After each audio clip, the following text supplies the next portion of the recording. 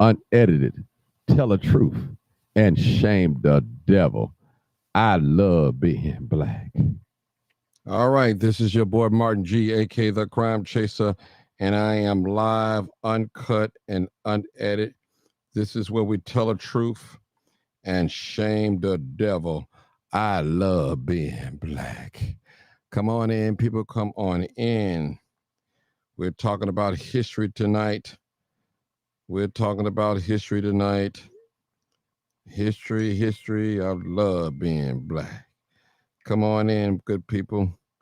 Come on in, come on in, come on in, come on in. We got a lot of history right before us. Come on in, come on in, come on in. A lot of history. A lot of history right before us. And you see it and you're witnessing it right now. These men and women, they all have one thing in common. Actually, they have several things in common. All right, come on in, people. Come on in. Your boy Martin G is AKA I'm live, uncut, and unedited. This is where we tell the truth and shame the devil. I love being black. All right, y'all. I appreciate you guys coming in. It's going to be a great live tonight. We're going to open up the phone lines. They're not open up right now, but we're definitely going to open up the live tonight. And we want your participation. As I sit back, I will observe, listen very intensely, and I just want to hear from you tonight. You know, I definitely want to hear from you guys tonight. I want you guys to participate in the live feed tonight. And again, people, there is no swearing, no cussing. Please, please, please, please, no cussing. Just come on in. This is live, uncut, and unedited. This is where we tell the truth and shame the devil. All right, all right. I'm going through my list of people, sending them some love. I want them to come on in and one thing all these politicians have in common. We're going to talk about that today. We're definitely going to talk about it, and I want you guys to be transparent with me today. You know, I don't want to lie on nobody. I just want to tell the truth and shame the devil. I love being black. Come on in, good people. And we're going to have a great show. What do all these ladies and gent have in common? What do they all have in common? And we want to talk about it. And those of you that don't live here anymore, but I need your input as well. I really do. I really do. I care about what you think. I care about what you say. It's very important to me. And I appreciate it. I definitely appreciate it. Come on in, come on in. This is your boy Martin G, aka the Crime Chaser. I'm live, uncut, and unedited. I need you guys to like and share. Like and share. Like and share. We got a lot going on, people. This is a lot going on. We got a lot going on. Like and share. All right, we're gonna have a great discussion tonight. Great discussion. It's going to be like a history lesson too, as well. You know, ain't nothing like a good old fashioned history lesson. Hey, Felicia, I see you. I see you. I see you. Shanita, what's going on? I see you. Mr. George, I see you. I see you. Lisa, what's up? Gosh, man, I watch the best. All right, we're gonna talk about this. We're gonna talk about this tonight. And I listen, black folks, I'm gonna challenge you all tonight. Miss Stone, how you doing? I appreciate you. Aaron Goodman, what's going on? All right, Dorothy Harris, I appreciate you. All right, my buddy, my friend, Full Circle TV Show, I appreciate you. I appreciate you. Appreciate you. Chris Moore, what's up, my brother Chris? Appreciate you. Appreciate you for tuning in. I need all my YouTubers to make sure you hit the like button. And we're going to talk tonight. We're going to open up the phone lines. As a matter of fact, I haven't even opened them up yet, but I will open them up shortly. So don't call in yet. I haven't opened up the phone lines yet. I want to give a little sermon real quick and let the people know what the rules are now. Some folks that get on here and they start cussing. They come on here and they got the YouTube plan and their Facebook plan and they got their Twitter X plan. I don't know what's going on. So that's what it is. All right. I got some new people on here, people. I'm going to open up the phone line shortly, but I want to talk about all of these mayors, and they all have something in common. They all wasn't successful in one thing. And I need somebody to tell me tonight. I tell you. And one thing that is, they have a lot of similarities. All right. It's going down tonight. And I want to talk tonight about each and every last one of these mayors. I believe we had eight of these mayors in the last 50 years, 40, 50 years. And here we are to the present day one. And I want to talk about it. I'm telling you, it's going to be a great discussion. All right, a great discussion. And I'm quite sure that we can find flaw in every mayor that's sitting before us right now. There are several things that they all have in common. All have in common. And we're going to bring it out. And we still on the troops. We haven't forgot about the troops. We're going to tie it into these mayors. We're going to tie this. All right. Somebody gave me something. No one stopped crime. Oh, my goodness. All right. Somebody answered the question already before I even got started. All right. And see, people, when you're not educated, when you're not politically educated, if I may say, some of these things you just don't know, people. You don't know. And I'm putting all these mayors on the line tonight. And for those that are deceased, we're not going to lie on you because you're not here to defend yourself. But we're going to tell the truth. Tell the truth and shame the devil. I love being black. You already know what it is. Live, uncut. Come on in, people. They coming on in. And shame the devil. I need all my YouTube people. Make sure you hit the like button. Hit them like buttons on YouTube. Facebook, hit the like button. Hit the like button. We're not asking you for no money. We're not asking you to buy us a car. We're not asking you to make us rich. All we're asking, if you hit the like and share button, that's it. Nothing else. We want to put no pressure on nobody tonight. We want you to keep your money in your pocket. But I want you to hit that like button and that share button. I want you to subscribe to Martin G. Johnson on YouTube. That's what I want you to do. All right. That's what I want. This is live, uncut.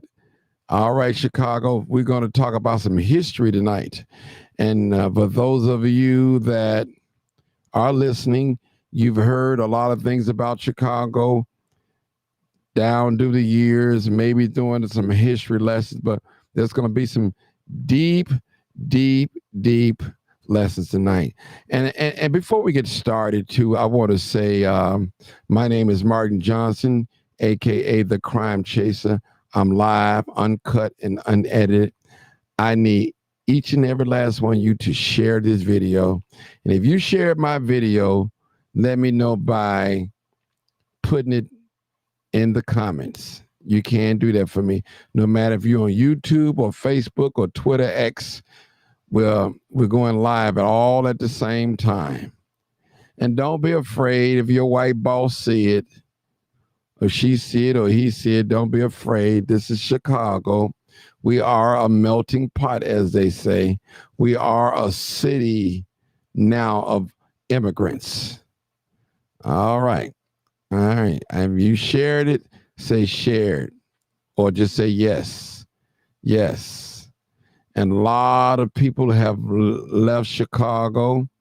They're no longer here anymore, but they still have relatives and everything. All right. All right. Thank you, Peggy. I appreciate you. Thank you, LaDonna. Hey, Miss Stephanie Holmes, I appreciate you. I was just thinking about you, Stephanie. I started to call you the other day to check on you, see how you're doing. I really did. I'm glad you know that you're on here tonight. I appreciate you. Don't let nobody tell you that I don't. Your boy, Martin Johnson, appreciate you. All right, LaDonna, thank you so much. Peggy, thank you again. Chris Moore, thank you again. Olivia, thank you so much. Robinson, Miss Robinson. All right. Thomas Johnson, you know I was going to go crazy. All right. I need you to share this video. Brother Thomas, do that for me. All right. Sylvia Stone, thank you so much. Appreciate you. Hey, Mark, this is Rod just shared. Appreciate you, Roosevelt. Thank you so much. Thank you, guys. I need you guys to share it. I remember Burns. She was so sweet. Jennifer Riley. All right.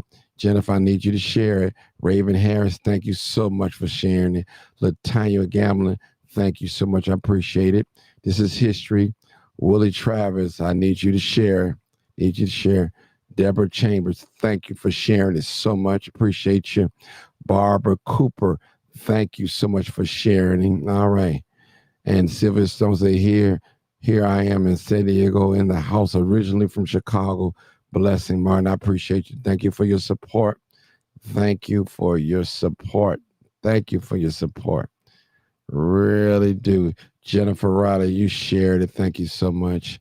Thank you so much. Stephanie, thank you for the hearts. Thank you so much. I appreciate you. Appreciate you. Appreciate you. All right, people. This is live uncut, and we're gonna get down to the meat of it. I'm getting ready to open up the phone lines, and it's gonna be a long discussion tonight. And be prepared. I'm gonna keep y'all up tonight. So tell your husband, tell your wife, Martin G is on, and I want to hear what he got to say. I want to hear what he got to say. So tell him don't be mad at me. All right, Fly Boy. All right, I see you. I see you. I see you. All right, Latoya Brown. I see you. I see you, my dear sister. Make sure you share the video for me. K Mac. All right, salute to the Foundation Black Americans. Yes, sir. All right. All right. Okay. Live, uncut, unedited. All right, we're going to see. All right. Come on in. Come on in. Have us on speakerphone. All right, come on in. We got the video going on. Denise Jones, share the video. Share the video. Flyboy, I see you. I see you. All right, thank you so much, Michelle Scott. Thank you so much. I appreciate you. All right, appreciate you. I really do. All right, hit that like button. Hit the like button. Adam, what's up, my brother? All right. All right. Angela L. Williams, hit that like button. Denise, all right, hit that like button. All right, y'all ready to rock and roll? Let me put my face in so y'all can see me a little bit. All right, there I am, y'all. I ain't hiding. I'm here. I'm right here, y'all. I'm right here. Martin G is still here. He ain't hiding behind the screen. Y'all know I walks among black folks every day. I walks among black folks every day, and y'all know that. I see some of you guys in the gas station. I see some of you guys in the grocery store. I see some of you guys while you're working at the flea market, all types of places along, everywhere, just about everywhere, everywhere, at protests, at a lot of places. And I appreciate you. Thank you for your love and picture taking. And I appreciate you guys. So we're going to open up the phone lines and we want to talk about crime tonight. Crime, crime, crime, crime. You said, well, Martin, well, why you have all their faces up like that? And we want to find out, talk about how much each one of these individuals, dead or alive, how they handle the crime under their administration. All right. Each one of these people, dead or alive, they was the mayor of the city of Chicago. All right. All right. All right. Angela Williams says she don't know how to share. Okay, we forgive you. You got to learn. You know how to hit that like button, don't you? Hit that like button. All right. I appreciate you guys so much. I don't know where I get this strength at to come on here night after night, night after night, but it must be the love. It must be the love that I have for my people. And not only just for my people, for everybody. I love everybody. But I have a special love for people that look like me. And I'm not ashamed to say it at all. I love being black. I love being black. No one going to take that away from me for saying that. I don't care how many bad videos you show me of black people doing wrong. I don't care how much videos you showing me of black people getting arrested for killing each other. But I love being black. Love being black. I'm not going to let you guys take that away from me. They said, why is the screen black? I have no idea. I don't know if it's black. All right. I have no idea what it's doing, at least. All right. All right. All right. All right. All right. Let's get started. I'm going to post up the phone lines and we're going to get started early. The earlier the better. And we're going to talk. 299-0808 or 872-297-6389. Both of these numbers are the call-in numbers. All right. And I'm going to post it up and I want some callers. I want some callers. Now, if you know you ain't got nothing to say, don't call in. If you got something to say, call in. We want to talk about it. We want to talk about these particular mayors and crime, how it relates to crime. Somebody come on, talk to me. I need y'all to talk to me. Come on with it. Come on with it. Come on and talk to Martin Johnson. Chicago mayors. All right, come on with it. I need you to guys talk about it. As it relates to crime. All right, come on in, call the numbers on the screen. The numbers on the screen, 872-297-6389 or 872-299-0808. All right. Which mayor kept us safe from crime? I kept us safe. And I want to know. I want to know. I want to know.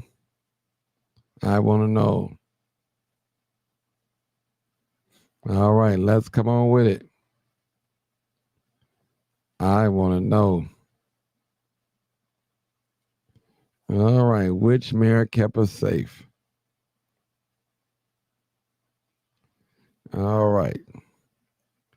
We got some callers. All right. Hold on, callers. Okay. Let me open up these lines. I hit the line. All right. All right. We're gonna start. We're gonna start with Sarge, and we got Marcus on here so far. Okay. Okay, Sarge. Marcus. Okay, Marcus. Hold on, Marcus. What's going on, my brother, my brother, my What's brother? going on? Do you think this is going to be an interesting topic tonight? What do you think? With all these people talking about things historically as a crime in Chicago. Uh-huh. As a matter of fact, I played, because see, I got a video on my screen of my laptop, right? Uh-huh. It's 1 minute and 5 seconds long. Oh, you And know it's, what? I am so sorry, y'all. I left one off. Ron Emanuel. I left one off, y'all. I am so sorry. Don't worry about it. I can put it up there. I'm put them up there. So don't worry about it. I'm gonna switch up. So just go keep talking, Sarge. I forgot all about Ron Emanuel. Okay, now the first Mayor Daley, right? Okay. That dude. I clicked on video when he was talking about with the riots and everything. He was like, if you see somebody burning a building structure, pew pew to unlife. Mm-hmm. If they are looting, pew pew them to cripple them, to make them lame, or however he put it. But he was talking about pew pew to delete. Yeah. Oh yeah. That was when Martin Luther King got assassinated. Mm-hmm. Mm-hmm. Now, if you want to, because like I said, it's only 1 minute and 5 seconds. I could click on the video and you can hear the audio. You can't see the video, but I got it right here. Mm-hmm. And what is it talking about, Sarge? It's Mayor Daley in his own voice saying, if they loot, we pew pew. If they burn, we pew pew them to unalive them. Mm-hmm. Okay, you want to play real quick? Go ahead, play real quick.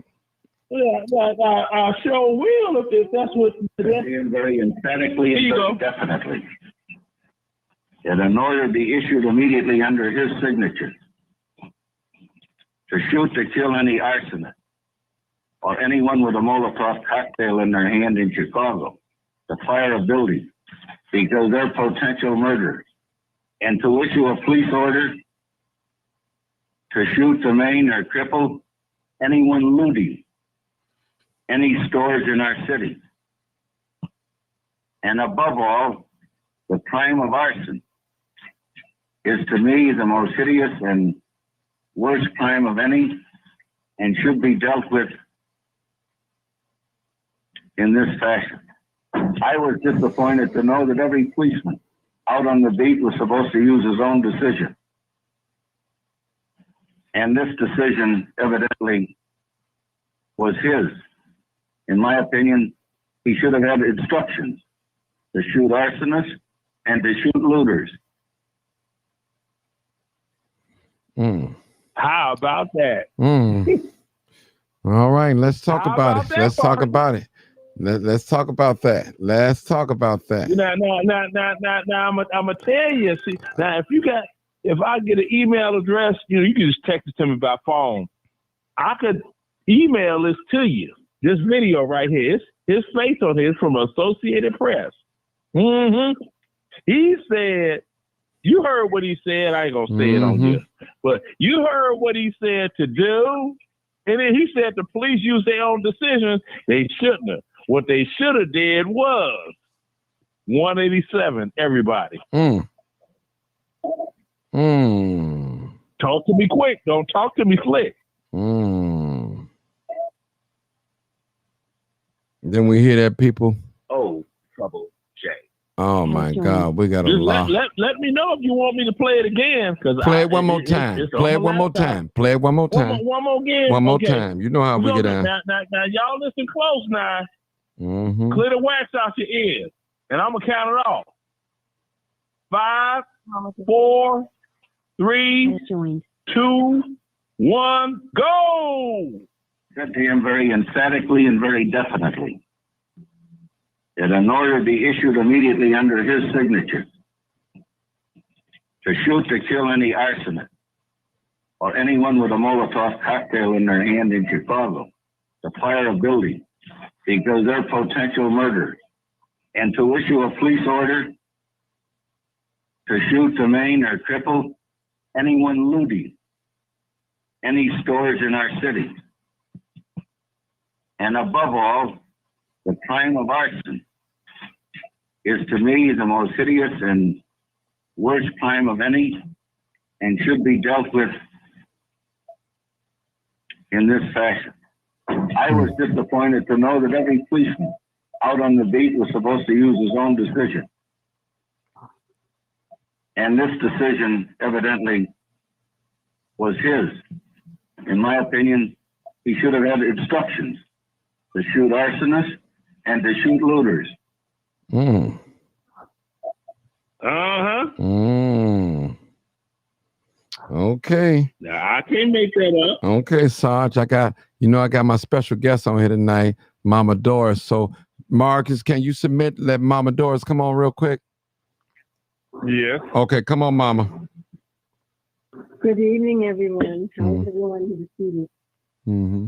So what's the topic, Mark? We're talking about the National Guard. Yeah, you were talking about the National Guard, and we tying it in with all the mayors, how they handle crime.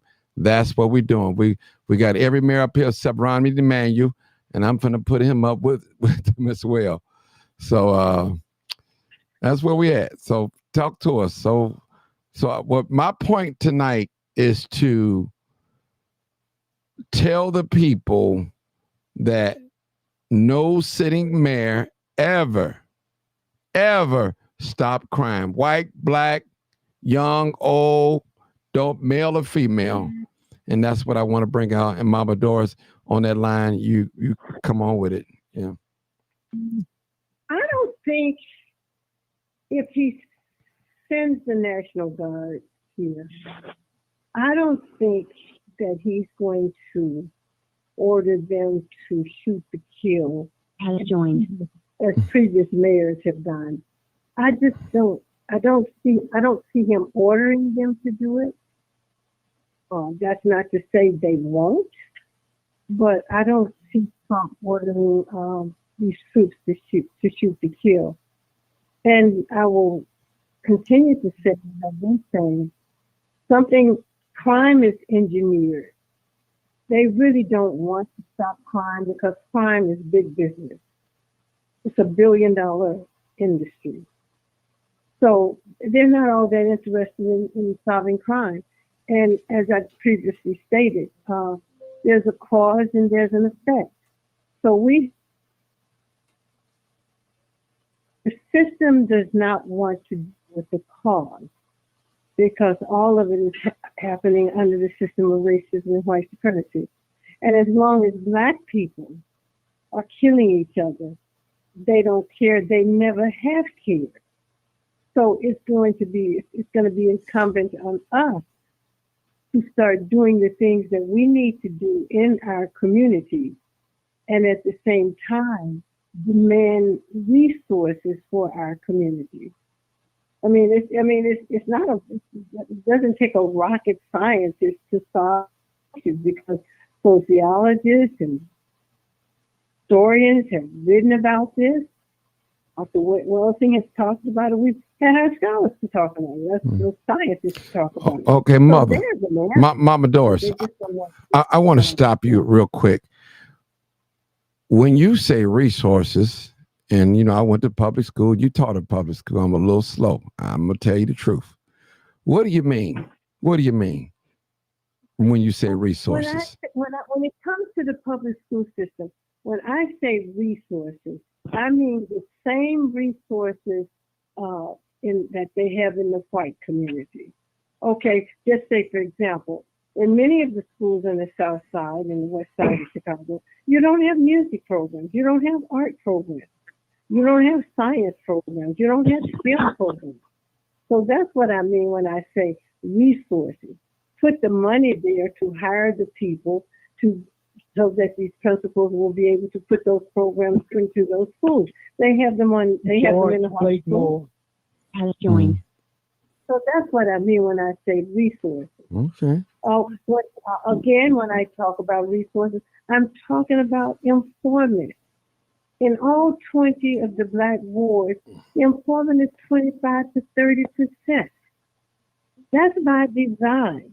When I say resources, I'm talking about putting trades back into our schools. They've taken these trades out of our schools. Everybody is not going to go to college.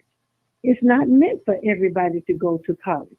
So why don't we have carpentry? Why don't we have painting? Why don't we have welding? Why don't we have plumbing in these schools, in the trade schools? That's what I mean when I say resources. They have them in the white communities.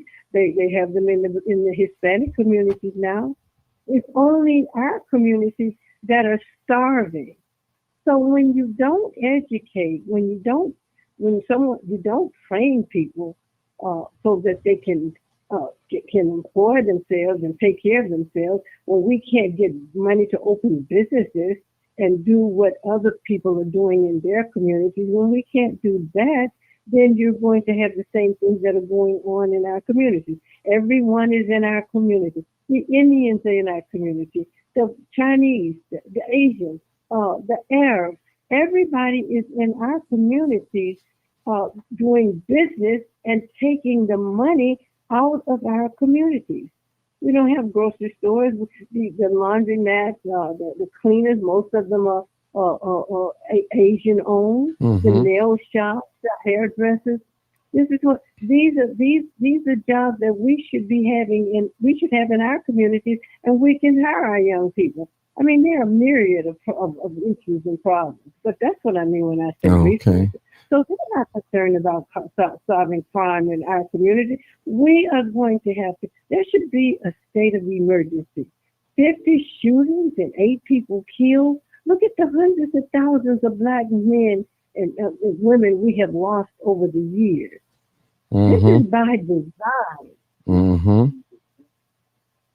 Yeah, but Martin, you know that the doggone Black Sarge, took the doggone money out the Black community when we desegregated. Okay, so hold it. Black folks Sarge, hold it. We got another special guest. I've been trying to catch him for 3, 4, 5 days, but we've been playing cat and mouse.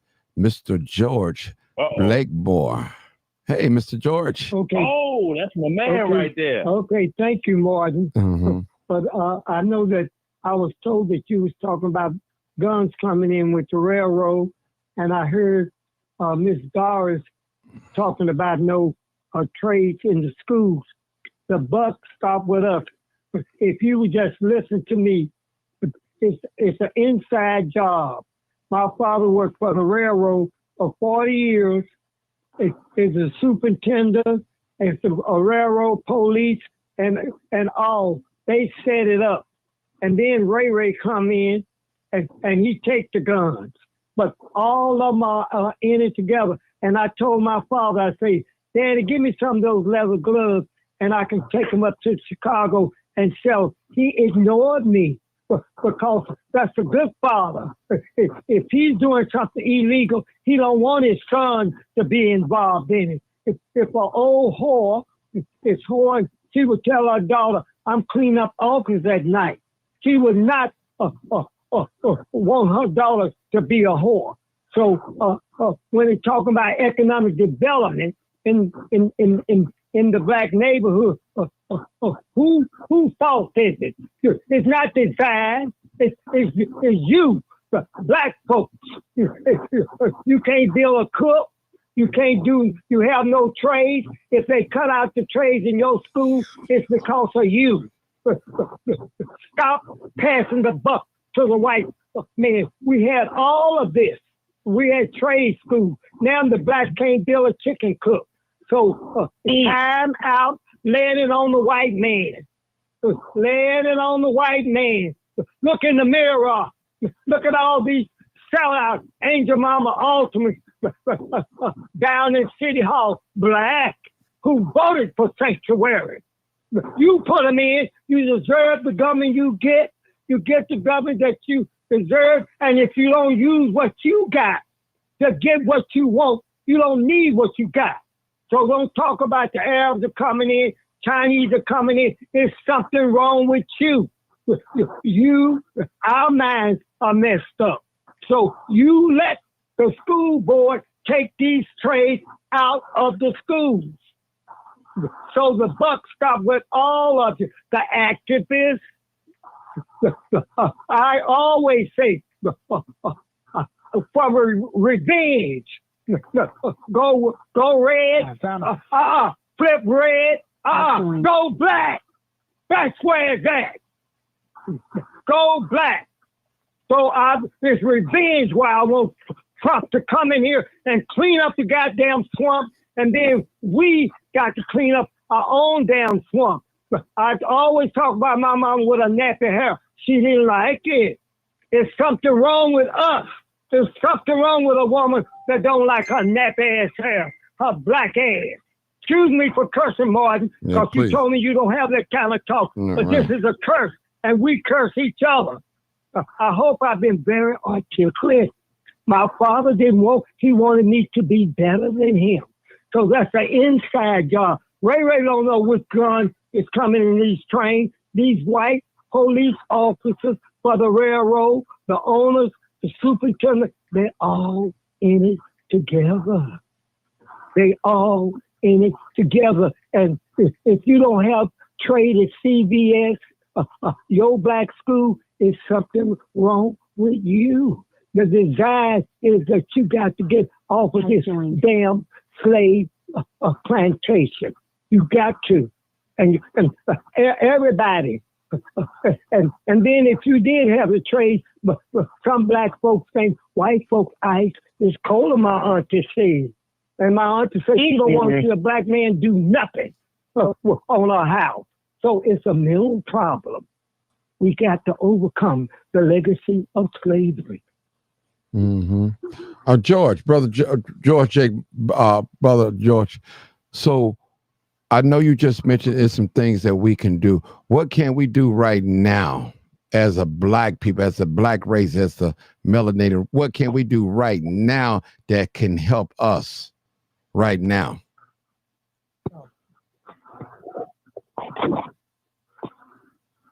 Brother George Blakemore, you still there? I don't know what happened. Okay. Brother George, he didn't hang up, people, so I didn't hang up. Okay, Marcus, while we waiting on Brother George, come on, Marcus. Marcus, come on. Now, you got the mayors up there, right? Right, I got them up there. And we've been dealing with crime in this city ever since before I was born. So I think the question I want to know is, any of these mayors been able to stop crime? The answer to that, no. I don't think no politician can stop crime. They can probably clamp down on it, like Mayor Daley Sr. did with the looters and the people who were burning down buildings when he gave that order to shoot to kill. But he only gave that order to protect the white businesses in the city of Chicago. He didn't care nothing about black life.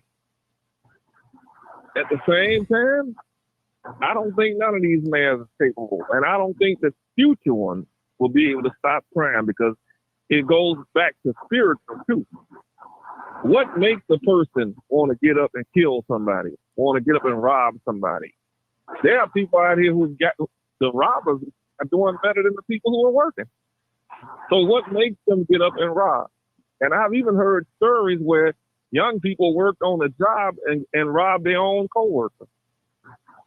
So it's got to be the devil in these people, demonic possession, that causes them to act the way they act. And ain't no politician gonna be able to legislate it, no matter how they try. Okay. You know what, Martin? Go ahead, Mama Doris. Go ahead. Children are not born criminals. Mm-hmm. Criminals are made and created. There are a whole lot of different reasons as to where we are today. And let's go back, let's deal with the economics in our community. One thing I liked about Dorothy Tillman when she was in office, if she came to do any kind of job in her community, she required that 70% of the people would have to be Black if they wanted to come into the third ward and do a job. These aldermen have a lot of power. They have not had a plan, an economic plan for the Black community.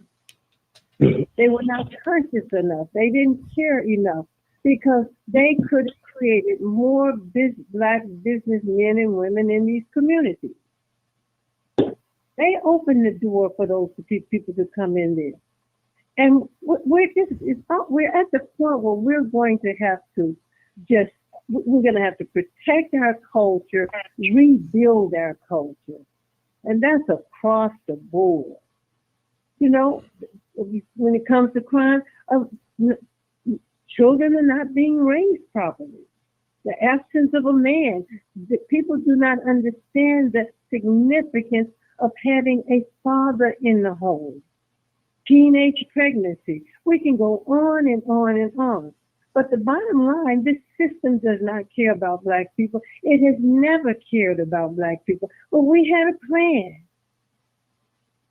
We built towns coming out of slavery into Reconstruction. We built schools. We built institutions, and we can do it again. But we're gonna have to get rid of this mindset that we have. The mindset that we have as a result of slavery, white supremacy, racism. All of these factors are contributing to where we are today. But we need to come together collectively and come up with a plan. We have people, we have the knowledge in the Black community to come up with a plan. We have the money in the Black community to come up with a plan. I mean, sisters can just start by staying out of these Asian stores, buying that fake hair and making these people filthy rich, and we can't even hardly get a store where we can sell the wigs or whatever they're selling in those stores. There are all these people in our community. You know, we have to have a plan, and we don't have a plan. But no, they're not going to do anything to try to stop us from killing ourselves. We are going to have to come up with a plan, and we're going to have to demand the money that we need to put these things in place to turn it around, because it can be turned around. These are our tax dollars. Mm-hmm. This boy has spent almost $700 million on illegal immigrants. Look at what they could have done if they had taken that $700 million and invested in 20 wars. Mm-hmm. We're moving, and so we're gonna have to come together, you know, little by little, and do what we can to try to turn this around. Because our children will not have a future. We cannot blame children for what we did, for our lack of guidance. We can't blame them. They're not born criminals. And we talk about the guns being put into the school. All of that has happened. All of it has happened for a reason, for us to destroy ourselves. We're already segregated in these communities. Mm-hmm.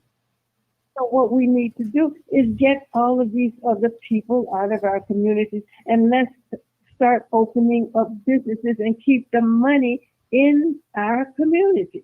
Okay. So that money can circulate, so we can hire our young people. We've got to talk about the impact that teenage pregnancy has had on the Black community. That doesn't mean that other races and ethnic groups of people, young people, are not getting pregnant. They are. Mm-hmm. But I go back to what Dr. Weldon said when she wrote the book, The ISIS Papers. She talked about all this in that book. Babies cannot raise babies. And if you want to be successful, if a family stabilizes a community, we need a mother and a father in the home to raise our children. So these are things that we're going to have to start talking about in the church. The institutions that we used to have in the past that talked about all of these social and economic issues, they have all been co-opted. As I said a few nights ago, when it comes to immigration, the NAACP, the Urban League, all the leadership were anti-immigration because it had a serious economic impact on the Black community. Mhm. All of these organizations are co-opted now. Okay. Hold it right there, Mama Doris. Let me take a few more calls. We got a bank full of callers, but you got a preference. Okay. Come on, 281. Thank you, Brother Art, for holding. 281. Thank you for holding. Yeah, Martin, how are you tonight? Man, I'm Great show, wonderful. Great show, great show. I'm wonderful. Listen, you have a collage of mirrors on there, and I remember quite a few of them. I don't know Lori Lightfoot, even though when I was in Texas and they voted her in, I just looked at her, and there's something to me, excuse me, everyone on the panel, it's just my opinion, something to me about eyes and babies. Eyes don't lie and babies won't tell a lie. So I just didn't have a good feeling about her. This new mayor, don't know anything about him, just hearing a lot of stuff about him, don't know anything about him. Now there's one guy, Emmanuel. I wasn't there when Emmanuel was in office as well. And he turns out to be a whole bunch of, rogues, just that. He was a dirty mayor. Like a lot of mayors that have been in office, and few of them on your collage. Mm-hmm. The one that looks sort of kind of pink, his face sticks out, but I can't think of his name. It's on the tip of my tongue. Mayor but Berlander. I can't think of his name. Mayor Berlander. There you go. Okay. There you go. Thank you, Berlander. There you go. We already know what kind of cook he was. Okay. Hey, hey, brother, real quick, I got a new caller. Yes. And he's a youngster. He want to talk. Let me let this young hold on. I'm gonna come right back to you. Let me let this youngster call. 3258. Come on, caller. He said he a youngster. I want to hear what he got to say. Hey, hello. Hey, how you doing, my brother? What's up, brother? How you doing today, Mark? Man, I'm blessed. I'm blessed. Yourself? Oh, all right. I just want to make sure everything good before I start talking, brother. This is my first time just talking here. Okay. On the podcast, so Okay. Now, can I say something to you, brother, real quick? Make sure your Facebook or YouTube is turned down, okay? Make sure your YouTube is turned. Yeah, I don't got nothing but just a phone line. Okay, Mark. cool. Come on. Right. Come on, express yourself, brother. Express yourself. What do you want to talk about? Express yourself. You, man. Okay. Come on. Yeah, my man. What's up, brother? How y'all doing? All right, so I'm a youngin' in the community, my man. I ain't even nothing but 24 or 25 years old, so I got some good things that I want to stick and just to say to you guys. Yeah, go ahead, brother, so you can get your topic. No. I want you to talk. Just say whatever you want to spread. Listen, hold it, brother. Let me hold on. Probably turn off the YouTube. Yeah, turn off YouTube. That's what I want you to turn off because the echo. Cut it off, brother. Okay. Talk on phone. All right, I got it off, brother. Okay, now this is what I'm saying to you, my brother. Yeah. No, you got to turn it off. I'm gonna just get this. No, turn it off so you won't have an echo, young man. Okay. I'm just on the phone line right now. It's nothing on if you can hear me. Okay. Now listen. I want you to express yourself, so don't feel intimidated because we're a little older than you are, but I support young people. You good, brother, man. Okay, come on. You good, brother. All right. So yeah, I am a little younger than you guys, but I am in also mature mindset. So I just want to appreciate you guys for giving me the opportunity to speak my piece here. So I just want to say a few things, especially when it comes to the mayors, because I'm actually born and raised from Chicago, been in the community for quite some time now. So the one thing I'm gonna say is, since I am a little younger from you guys, I don't really remember anything past from the 2000s, man, So my mayor is more like towards Rahm Emanuel and maybe Laura Lightfoot. And, we got Mr. Mayor Johnson right now, So I would just want to say it's not about who's actually taking more of control, because it's a certain limit of control that these people are able to do anyways. It's about who having more of an impact. So I can say Rahm Emanuel, he's been around through the generation from where we think the crime increased from the rap music, from the gang banging at an early start, from whatever you want to call it, to Lori Lightfoot. And that's due to the COVID situation and different things like that. I could say I didn't really see much of a change from any of these mayors. I just seen certain things that I like and certain things I didn't like. You know what I'm saying? I feel like maybe Mayor Rahm Emanuel could have did much, but he really didn't understand about our community or how certain things work, especially Lori Lightfoot as well, dealing with COVID. I can say that she was actually one of the people who stepped outside in the community and was actually asking young Black brothers to go in the house due to gun violence, no lack of work, just sitting outside, having nothing to do, but just sit around and, you know, probably partake in drugs, partake in basic conversations, or pretty much partake in foolishness. So this is what I'm just going to say about that topic. So this is what I feel like the problem is in the community, because I am actually a young buck that's been in the community. I've always been mature than any group that I've been around. So I'm just going to tell you from what I know, and just from a younger standpoint. There's a lot of things that we do wrong in the community. We know right from wrong, especially with the children. And we do have a lot of adults that definitely need to step their game up and be a little more mature. Like I realized a nice lady who said before me, we're kids raising kids. So you got a kid that's probably 25, 26, maybe 30, but you know, she's on the road to having a baby, or you got someone that's 16 and by the time they're 30, their baby's probably 12 or 13 and they're outside trying to, you know what I'm saying, just act like they're a part of the lifestyle still, a part of the young generation. We do a lot of things wrong. And with the kids, we do a lot of right and wrong. It's just a problem of they don't care. It's like at a young age, I'll give you an example. Your mom told you, hey, you touch the stove when it's hot. What you're going to do, get burnt, right? Mm-hmm.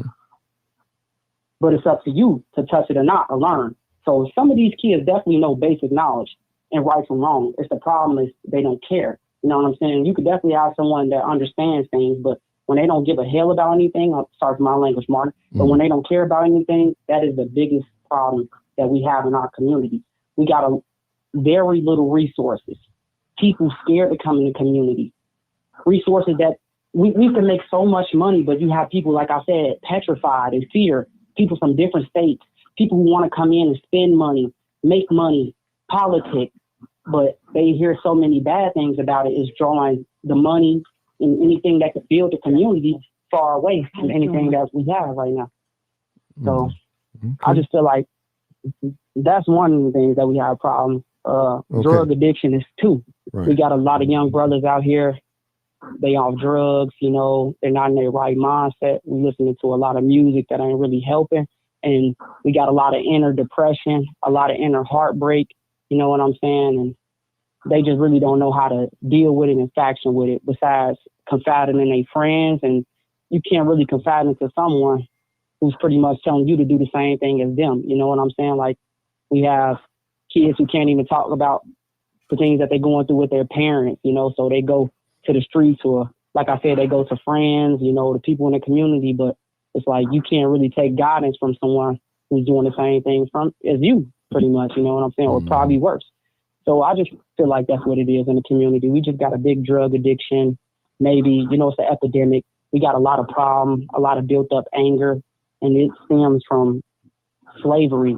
As Black people always feeling like we being neglected, always getting the less hand, you know what I'm saying? And we are intelligent, we are bright.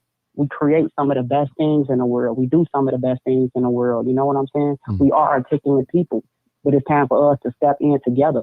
That's our problem. It's so easy for us to get lost with so many different things and bash one another, and versus just say, hey, sister, hey, brother, what's going on with you today? What's going on with you today? Can we talk about this? Can we figure this out? But instead, we'll want to diss, hurt each other, or feel like our ego is too big enough to just step down and, you know what I'm saying, just work some things out together. That's our problem. Young man. I feel like in the community. Young man. We just got things that. Young man, I want to ask you a question, and I want you to be totally honest with me.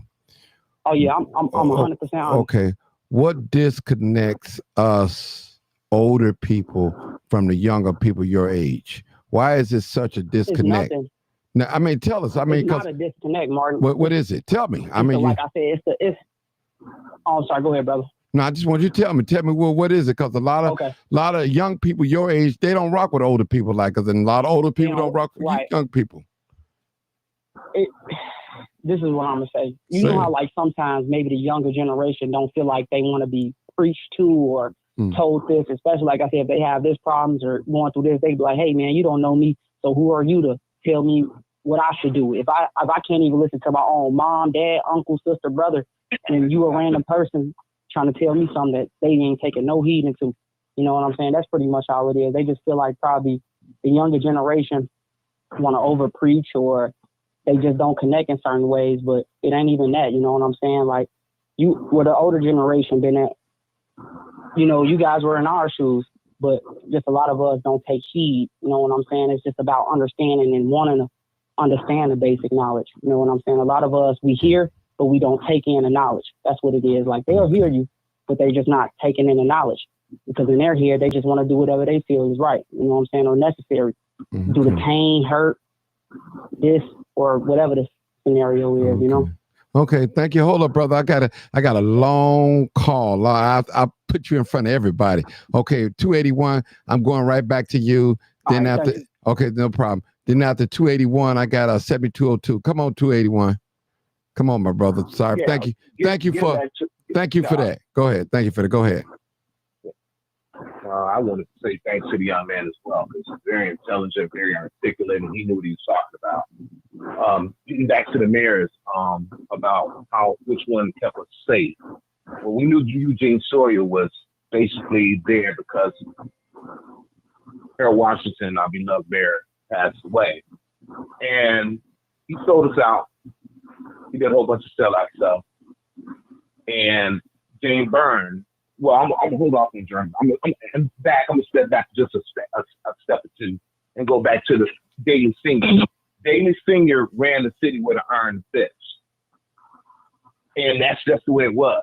You're gonna get jacked up, beat up if you get out of line, and that's just the way it was. And I think his son was just as, he was a tyrant, and his son was just as more of a tyrant as well. Jane Byrne made it possible for a lot of the younger youth like yourself and myself to get jobs in the summertime through the feeder program, which you mentioned before. Even Harold Washington may have been the one who invented the feeder program. Then Jane Byrne kept it going. I'm not sure you can probably back that up to someone else, maybe Sarge can back that up. But as far as keeping the city safe, I never felt really safe in Chicago, never really ever felt safe. But during the time when Harold Washington was in office, we were able to step lightly and not have a lot of things happen to us. And I'm going to land the plane real quickly. Mama Dora said some things earlier today about trade and resources. Well, those trade and resources are not brought to our community because it's by design, like you said, and they don't want to put us there. They don't want to give us that because they know that we will probably do something with it and become greater people. And she said it was by design. We definitely know that. The young man that was speaking earlier today, he said having babies young and raising babies young at a young age. So somebody said, I think it was young, I'm not real sure, but I wrote it down. Come on, land the plane, brother. There's no, yeah, I'm about to do it now. There is no excuse for that. If you're having sex and it's unprotected, then you know the consequences. I've landed the plane. Okay, thank you. 7202. Come on, caller. Thank you for holding. 7202. You're next. I got a long list of people. 7202. That's me. Oh, I'm sorry. Yeah, hold on, Mama Doors. I'm sorry. 0904. Come on, caller. 0904. I'm calling. Hey, Hey, Doc. How you doing? Hey, well, I'm gonna say this: that I have a privilege to say this at this point. That to be up under the first mayor that I was under was Richard J. Daley all the way up until now. Each of them had their own way of trying to do political things. Now, in education, there are currently a few fine art schools here in Chicago. One is Art in Motion, which I'm trying to get my granddaughter into because she's an artist. We have to learn how to defend what we need to keep in the school system. I've watched for years how the parents do not come together. I'm not saying all of them. Some of them will not fight to keep. This is the purpose of you going to meetings. This is the purpose of you going to the school board meetings. The school board meetings allow you to express something as if they're going to really do something about it. We already know the answer to that question. But when you took out, me graduating from one of the Southside High schools, we had welding, we had wood shop, we were able to do a lot of things. But the parents have to know and to come in to link with their children. And this is the thing about it with the young people. Young people have to learn how to listen. There's a saying that I came up on growing up. Old money know how to save it. Young folk know how to spend it. It's learning to listen. That is the biggest problem. Because what we have seen, what we have known in our times growing up, and Mother Doris is a little older than I am, so she can go back a little further. But we had to listen. My age group hitting 60, we had to listen, whether we liked it or not. We had to close our lips, open our eyes, and study history. All of history, not just ours, but all of it. In order for the young people to put things into perspective, you've got to learn how to listen. I thank God for my educators at Dr. Martin Luther King Jr. High School. And I had an old 90-year-old teacher that taught American history. Well, some of my classmates, I don't want to listen to no Humphrey. Well, I wanted to listen to him because I wanted to hear what he had to teach me. I don't know more than a teacher. We had home economics in the school system where you learn how to cook and clean, how to sew, how to do the basics. Because in that time, a lot of the parents, especially in the South, if there was no father in the home, the mamas had to work menial jobs, house cleaning. You know what I mean? Yeah. So it takes us, but when it comes to this city right here, young people study each mayor. We lived it. We know how it went. The devastating part is when Harold Washington got killed. That took us by storm. We were here. We lived here. We knew how the school system was. We knew how education was for the students. We learned that all these folks were not really politicians. And with our president acting like somebody kicked this dog and he never got over it, as I said, Martin, and I stand on it, what would happen if they do come to Chicago? Who's going to protect the U.S.? Okay. That's real talk. Okay. Because when you pull from the military to get little angry mama boys and grown folks acting crazy, now what's going to happen to the U.S.? Now, the military, yes, the president has his position. The president makes the order. We understand that Dr. K. But at the end of the day, how do we keep the United States protected Dr. outside K. of that? And I'm done. Okay, I want to ask you a question before you get off. Some Mama Doris said a couple of shows. Is it one life worth the troops coming here to save a black life? Is it worth it? One life? Is it worth one life? I'm asking you that question. One life. My thing is, are you going to kill an infant to do what you need to be done? Well, I'm asking you. Never answered the question. I'm asking you. Is it worth one life? I'm not challenging you, Martin. No, I know. I just want to know because see, what I'm saying is, even if the troops come, and I believe they are coming, if it say one black boy, I'm satisfied. If it say one, I don't want to see. It needs to be saved. Right. That's what I'm saying. Right. I don't want to see no parent going down to the coroner's office, looking over that little digital screen, identifying their loved one. That would hurt. That would break my heart. That would break my heart. Well, that's what I said the other night, Martin, on your show. I said, don't come in using SWAT tactics. Shoot first, ask questions later. Right. We have to strategize and have another way of doing stuff. I don't know if Miss Doris remember Marva Collins. A lot of young people don't know about her. She opened up the West Side Preparatory School in Garfield. First black woman to do that. Nobody talks about that. But the truth here, I pray that he's not that arrogant enough to say shoot everybody and then we come back and address it later. No. Every life needs to be saved, but the ones who are unruly need to be dealt with. Don't kill an infant to get to the fools. Don't a little baby don't know nothing. I don't want to see no mother go to the coroner's office or the hospital. Okay, thank you. It's a strategy we got to come up with. I'm still here, but I mean, let's cut it to the pattern. Okay, we're gonna go to the next call. Save the lives. Thank you for that comment. Okay, 1398. You're next. 1398. Last 4 digits of your number. Come on, caller. Hey, how y'all doing? I'm gonna just speak to. Actually, it's funny because now it seems like it's an issue. After 50 people got shot, when to be honest, I thought that was pretty low. Last year around the 4th weekend, it was 100 people got shot. Only reason I remember is because I was one of those people that was laid out, so I remember. So me personally, I don't really feel. Could they come and make an impact as far as the National Guard? Yeah, I guess for a little bit. I'm not really sure. Okay. It's gonna stop. I want to ask you a question, young man, and I know you're a little older. Is it worth one life saving if they save only one life, one black boy from getting shot and killed? Do you think it's worth it?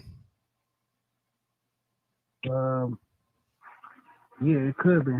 It could be, but I don't think it's gonna stop it overall. I think it's gonna come down. That ain't what I asked, bro. Bro, I asked. I said, is it worth it? Is it worth it? Yes. Yes, to whoever that person is in their family. But as far as I'm concerned, it ain't worth it to you. Is it worth it to me? I mean, if they leave and then 100 more people die, what does that mean? Okay, Mama Doris, hold on, Mama Doris. 1 second. No. I gotta stop you, Mama Doris. Are you there? Yeah. Would you ask the question about one life? Explain to them what you're trying to say, because I think they're missing the point about that. Explain that to them. The question I asked the other night was that is there not one life worth saving? If bringing in the National Guard will save one black life, is it not worth it? Is one black life worth being saved? And if it means bringing in the National Guard to save one black life, is it worth it? Okay, and go ahead, We seem to have a problem. We seem to have a problem. And so, hold on, Trina. I got one more part. I got 2 people in front of you, Trina. I'm gonna come to you. That one black life could be my life, Martin. Mm-hmm. It could be Sergeant's life. It could be your life. Mm-hmm. It could be anyone who's on this phone, on this call tonight. It could be your life. So to me, my life is worth being saved. So if I'm for bringing in the National Guard, in fact, the entire military, if it's going to save my one life, because that's how much I value me. It goes back to tell the truth and shame the devil. Mm-hmm. Why is it the black community outraged over 50 people being shot and 8 dead? Why are we not outraged? I mean, it bothers the hell out of me. Why are we not outraged? Is it because Brandon Johnson is in office? Would we be outraged if we had a white mayor and all of this is going on? But we've had white mayors, and we still had a high level of killings in Chicago, killing of black people by other black people. Why are we not outraged? Why is there not a constant conversation across the city of Chicago in all of our institutions discussing how disgusting this is, and we must do something. Something has to be done. So why is that conversation not going on? And I have concluded it's because we don't value black life. I agree with you. We're gonna go to the next caller, Mama Days. No, we'll go to my. I want to finish, Martin. Okay, go ahead. I'll come back to you. Go ahead, brother. Go ahead. I'm sorry. Go ahead. I only got a little bit. Go ahead. Go ahead. far as I'm concerned, until we can fix the relationships between black men and black women, our streets are always gonna be like this, regardless of the national guard or not. That's it. Okay. All right. We're going to Old Timer. Come on, Old Timer. 224. Then you next, Jessica. Okay. Then Trina. Old Timer. Yeah. I'm sitting here talking to my wife about the things that you I'm talking about, and you know, she has a take on what it might take to kind of like get what our children might be lacking. I'm gonna let her Doc, put her on the phone. Come on. I like to meet her anyway. I'm gonna let her put her on the phone. Okay. But yeah, I'm gonna let you speak. My wife just 38 years, and so I asked her about what it takes for the schools to be able to function where our children would be involved. Now here she is right here. Okay. All right. Martin, that's the crime chief. How you doing? Hi, how you doing, woman of God? How you doing? All right, go. I'm Good. okay. Hey, Missionary Moulton. Good. This is Dr. K. Hi. Okay. Okay, the floor is yours. I was sharing with my husband that when I was in school, when I was in junior high, all of the girls had cooking 7th and 8th grade. 7th grade, the girls had family living, where we learned how to learn about the color wheel, colors that complement each other, how to deal with your family, and how to set up a room, how to organize a room, or where to place furniture and all that. And then we had to carry an egg around, I think, for 3 or 4 days. And that was to teach us responsibility, so that when we were grown, we'd know how to take care of a baby, be responsible for a baby. And if you came back with that egg broken, then you failed that part of the class. But anyway, 7th grade, we had cooking and family living. 8th grade, we had cooking and sewing. That was junior high. The boys had, I don't know what all the boys had, but I know they had woodworking. So all of that was part of our 7th and 8th grade curriculum. When we got to high school, they offered sewing, cooking. My high school had a full auto type repair place. They had drafting, we had typing, we had business classes in the high school. And then years before that, the high school in our community actually built a home in the community. And I know that because it's right behind the house my mother lived in.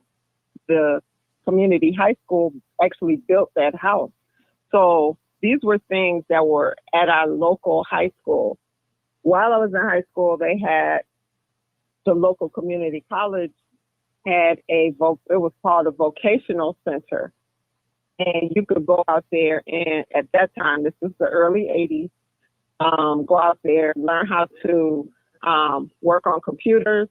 You could further your learning, working with cars, carpentry, all of these things were in advanced mode. And then it was if a person went out there, they took their afternoon, they went out there after lunch and they stayed the whole rest of the day. They were bused out there. It was part of our district. Our district participated in that out with the community college. Now and I believe you could go out there for cosmetology even at that time. So when our children were in school, we had a daughter that went out there for cosmetology. If you completed the program, you were a licensed cosmetologist when you finished. We didn't have to pay for it. The only thing we had to pay for was maybe some of her smocks and maybe some of the things, tools or whatever she needed. But we didn't have to pay for any of that. We didn't have to even pay for her testing. Maybe her state board we had to pay for, but we didn't have to pay for any of that. And then our last daughter, she went out there for, what did Mackenzie go for? EMT. She went out there for EMT training. So you could do CNA. Now you can go out there and do a full course to be a CNA and come out with your certificate. And these are high school students. So this is part of our county. The high schools in our county can participate in that, send students out there, and they can come out certified. I think Chris went out there for carpentry. He was a whatever kind of carpenter you get when you out there. That's what he was, this other young man from our church. So that's what we had and what we still have. Now, wouldn't that make a difference? Okay, so our son is a plumber. He went and got certified out there. He's a plumber. He went through the HVAC program, but he didn't do that during high school. He did that after high school. But we do know someone who went there during high school and did the HVAC program, and that was his career. So he was done with that by the time he finished high school. So we have had that. Our child has been out of high school at least 5 years now, so I'm not sure what they offer now. Okay. Martin, I'm gonna let my husband. Okay. I'm gonna let my husband finish telling you okay. about it. But those are things that are offered out here in our community. Okay, wonderful. Yeah, but Martin, I hear what you're saying. And my son was under the union program under Mayor Lightfoot. So all I'm saying is that I don't think nobody is going to be giving anybody anything. And it's a lot of things, when you start talking about schools and what's going to cut down on crime and the mental attitude is going to be, taxes got to be raised. People don't want to hear that because Mayor Johnson right now going to be talking about taxes. People don't want to hear that. And so they say, well, if we don't have this, we're going to have to strip away certain things at the school. And they say the children are not going to have nothing to do.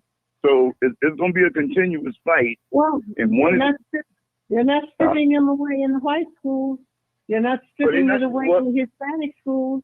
Well, you're right. But white people and Spanish people take over the Capitol building. White people go 300 miles with 5 busloads of people. We don't do that. And white people.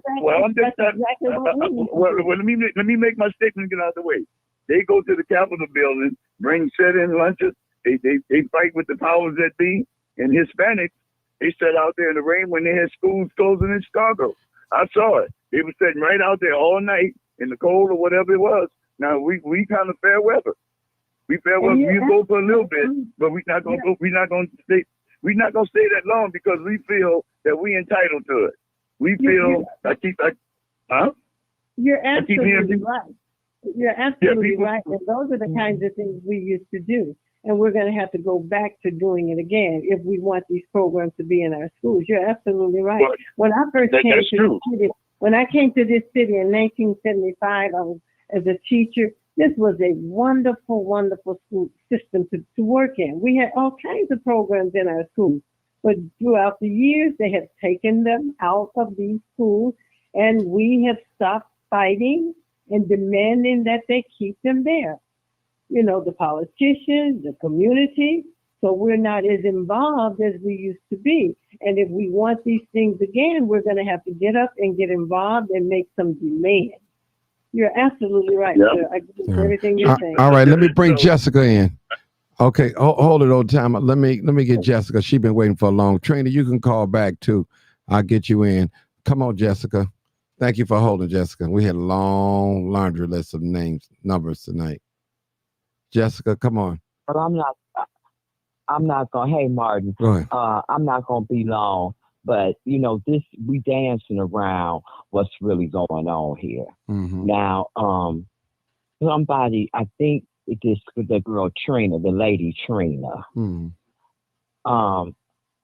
A couple of nights ago, she put a question in the chat, which was about how crime was more in the 90s. So how was it combated then? And excuse me, I text to you the crime bill, the 1994 crime bill, and then and then you came in with the follow through topic of mass incarceration Mm-hmm. and the 1987 three strikes law and stuff like that. And that's a good place to start. And I'm glad that she raised that question because it makes us address a part of our history and really American history that we don't want to address, which is really the reason why Black America is in the state that it's in right now. And that's the crack epidemic. All these things that we talk about, but we never want to talk about that period of time, which is the most detrimental part of Black history in recent times. All the strides that we made as a people out of slavery, sharecropping, Jim Crow, burning down our communities, rioting our communities, we were able on some level to always be able to bounce back and bounce back with a sound mind. The crack epidemic and the AIDS epidemic of the 80s, it put Black people in a place that we had never been in, and we've never bounced back from that as a people. We lost a lot of property during that time. A lot of people smoked off their grandparents' properties. We know that's true. Don't deny Tell it. the truth. Please don't deny And it. shame the devil. We lost a lot of businesses that should have been handed down to next generations. Please don't lie. Our churches turned around and got completely manipulated. That's where taking that 501c3 money first started, and churches stopped preaching the gospel and start grabbing up money from government, and everybody ends up being this crime. Don't lie. It took the discipline out of schools. If you want to talk about how schools were when we came up, yeah, we had home ec, we had woodshop, all that. And guess what? Our teachers could also discipline us. They could put the paddle to our hand. They could make us stand in the corner.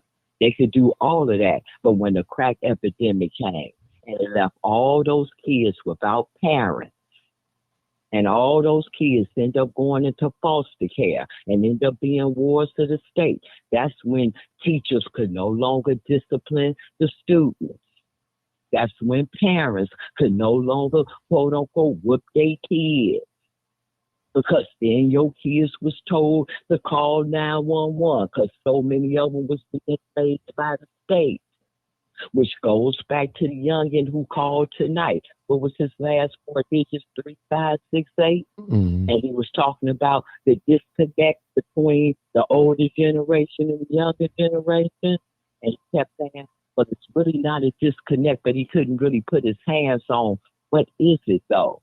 And I'm going to tell you what it is. When we were young, we respected our elders. Why? Because the lives that they led before us, for the most part, nobody's perfect, but for the most part, we saw them live respectable lives. That's right. We saw them get up and go to work every day. We saw them owning businesses. We saw them going to church on Sunday. We saw them staying married and having their children in wedlock. We saw them come up out of the South and buy things and property in Chicago, and if they gave us a reason to respect them, they had the right to tell us to shut our mouth because they was setting examples. The crack epidemic came and swooped a lot of that out the way because a lot of the mothers were out there. Stop playing. A lot of the fathers went to jail. It ain't just welfare. The crack epidemic messed that up. So now you got a lot of youngins that didn't respect their mothers. Look how the music changed. Men went from making songs about how they love women because they have respect for their mother. Then when those boys start seeing their mothers out there turning tricks and all that for crack, It was a loss of respect for their mothers, consequently a lack of respect for women. So the music started changing. It's like Dr. Phil says, you can't change what you won't acknowledge.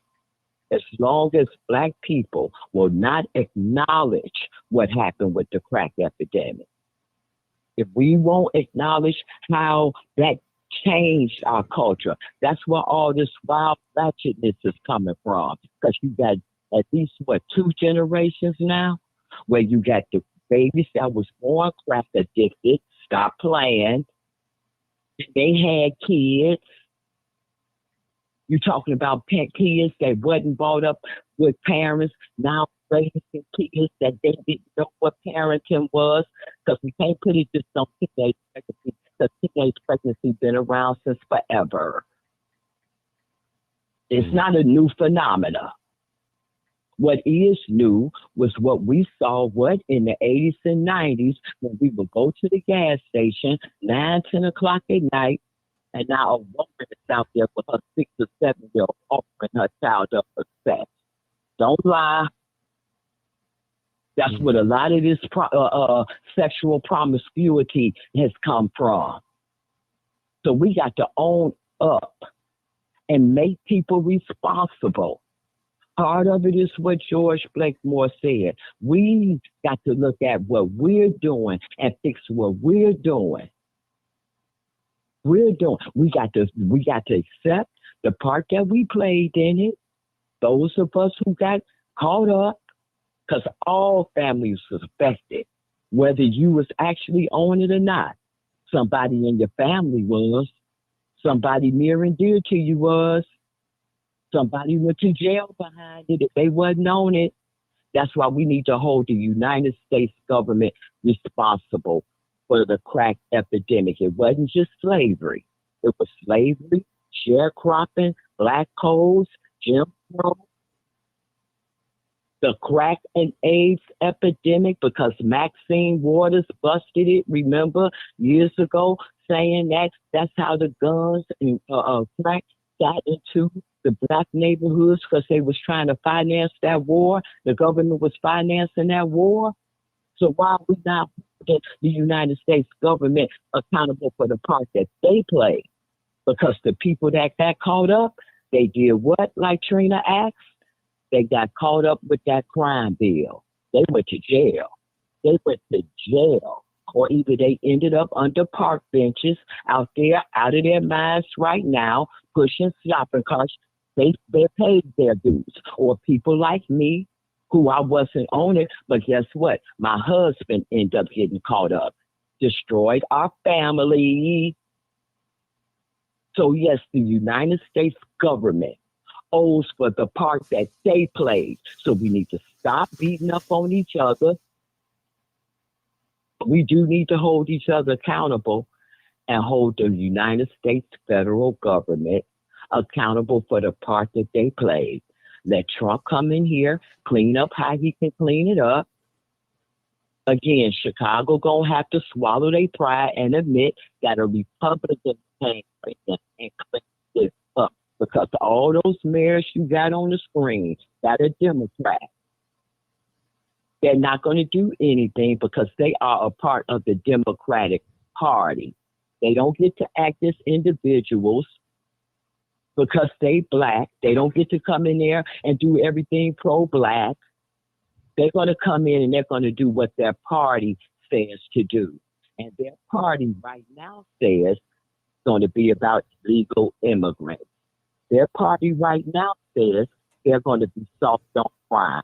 That party right now says that demise. That's what the Democrat Party is saying. Jessica. So I just wanted to say that because that Trina brought up a good point. Jessica. A good question. Jessica, it's a scripture in the Bible says, where your treasure is where your heart is. And so Chicago has already proven $700 million given to the illegal immigrants. That's where their heart is at, on the immigrants. So I'm backing up what you said. That's where your treasure is, and that's what where their heart is. That's where their heart is, on the immigrants. That's what it is, It's people. on the immigrants. And you can feel any type of way you want. You can put it on this. You can go right ahead. We can sit up here and keep on talking about, man, Johnson black. He black. He black. No, we need to get more politically intelligent. Start looking at what's in front of us today. Put it on top of what was before. But we got a whole new set of circumstances today.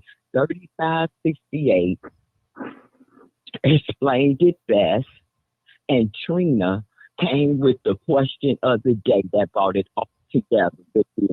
What happened? How they get it down in the 90s?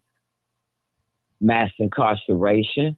So if black people want to go back to jail in large numbers, because that will be the solution, don't sit up here and put it on Trump, because Trump didn't come up with it the first time. Bill Clinton did. Joe Biden did. Kamala Harris did.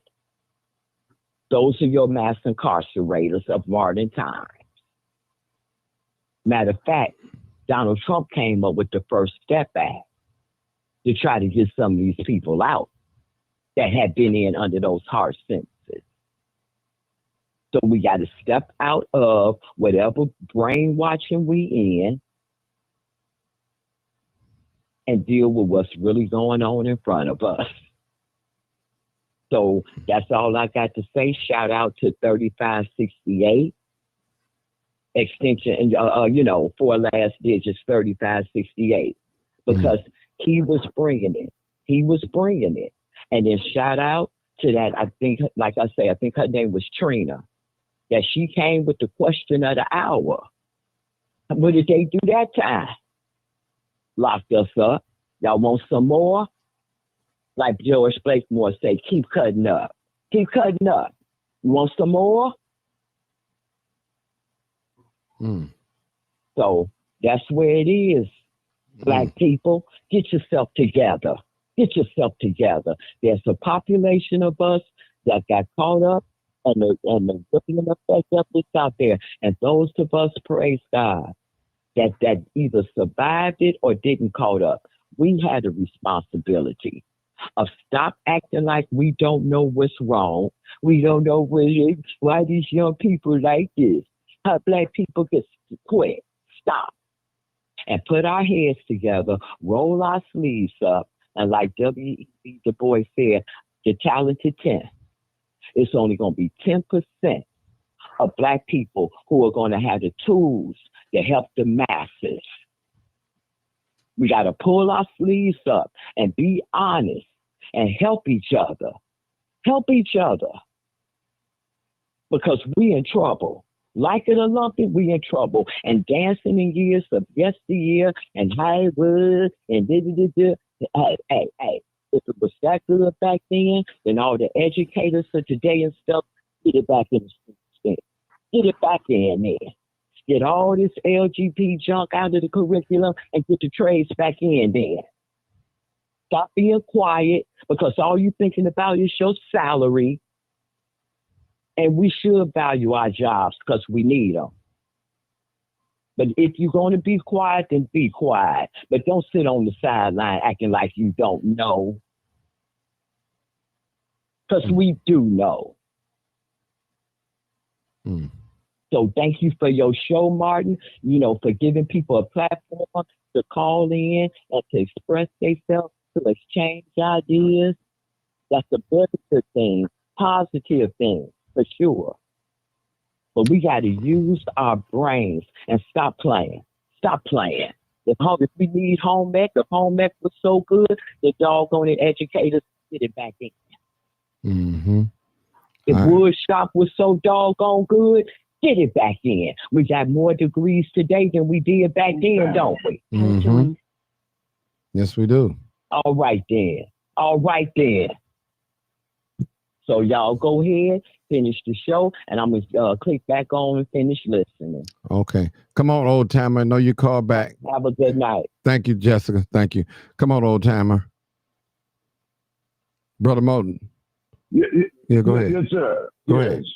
Yes, I'm just going I'm just conscientious listening, man, because we don't want this thing to get blown out of proportion. Now, I'm gonna say this also. I look back at a lot of racism stuff. Now, the white people, I don't know if they was hypocrites or what, but they were saying way back during the time when they actually was hating us, that we had opportunity just like everybody else did. They said as long as they stay and do what they work to do and everything, everything gonna be all right. I don't think it was ever their desire to really want to mix with us. So they program and they know how to control money and different things. Maybe we're not gonna never get all what they got. But the issue is how we going to control what we call our people. They dumped it back in our lap because they can't get over what they did with Emmett Till all the way. Now they doing it in a different way. I just saw a Caucasian man shot a black boy, 17 years old, over 15 times in the back, went to jail, got his bond lowered, and he's out on bond right now while we speaking. See, so and then he shot his brother, but they didn't tell me the times he shot his brother. But his brother was in the hospital. But he shot and killed his boy over 15 times. So the criminal justice system, even though we have put black judges in there, they still carry out the execution against us and put us in jail. So I'm not interested in going to jail. And I can't say what another person is up against that forced them to do what they did, that make them get arrested to go to jail. But whatever it is, we don't seem to be running from it. We seem to be embracing it. We carrying guns. You made mention of the backpack yesterday. People carrying guns in the backpack. Man, we never would have thought nothing like that would have happened.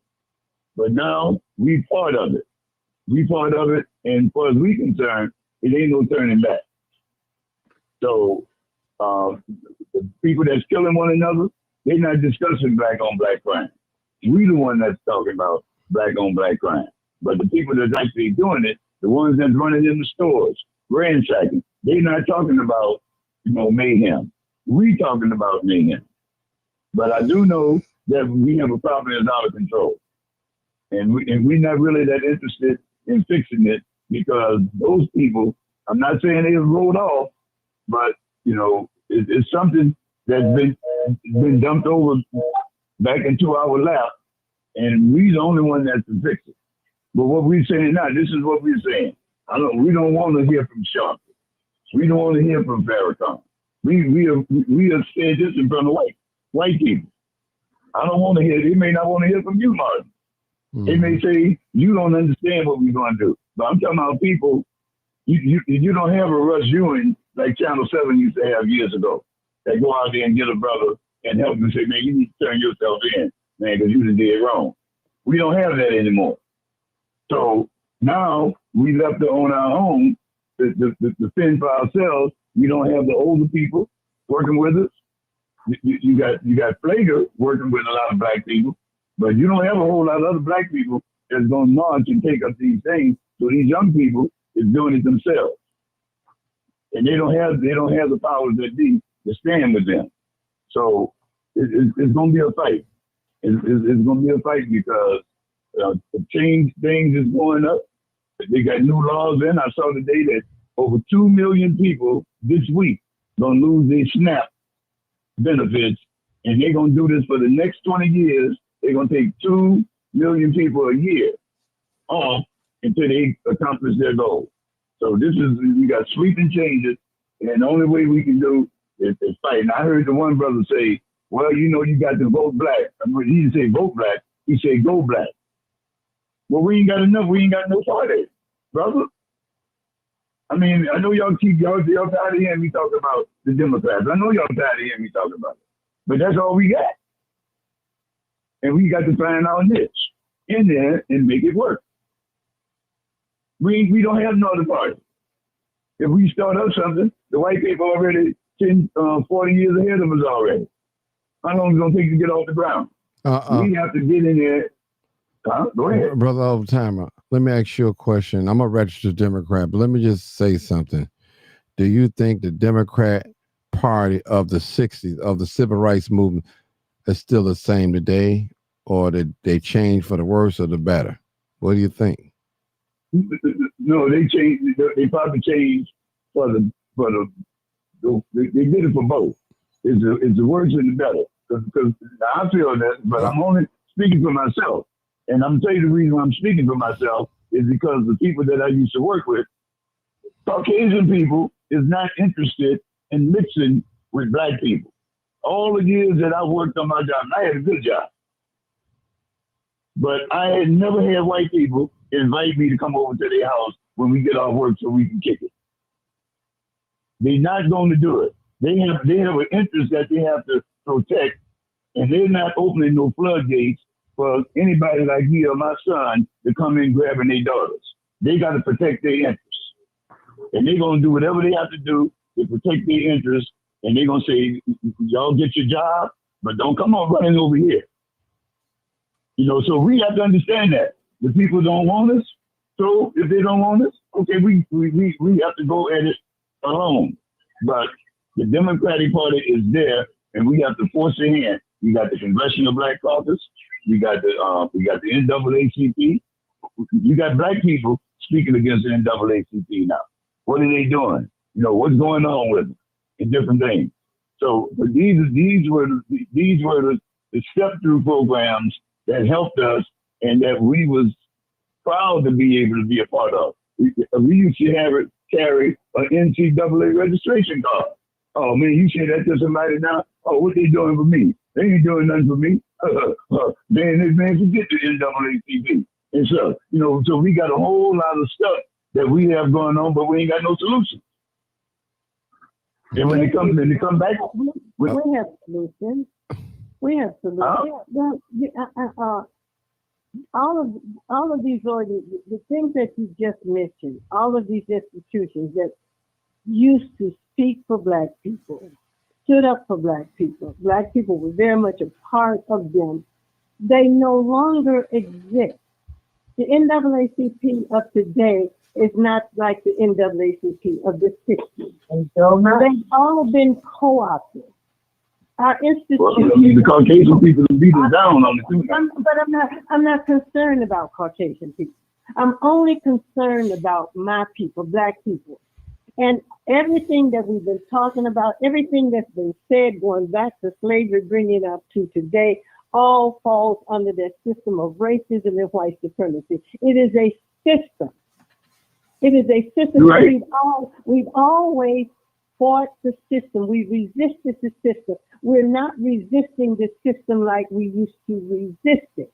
And all of the problems that we have, white people, this system is not going to solve it for us. We are going to have to come together and take responsibility for the things that we need to do and do it.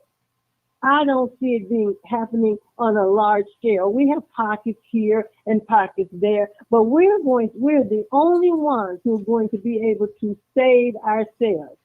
And then when it comes to these part of politics, we force these people, make these people give us the resources that we need to do whatever we need to do. But it's going to be ultimately we're going to have to do for self. We're in trouble. We are in trouble, and they are not going to help us out of this trouble because they are responsible for us being there. But we're going to come up with a plan. These are going to have to have ongoing discussions, come up with a plan.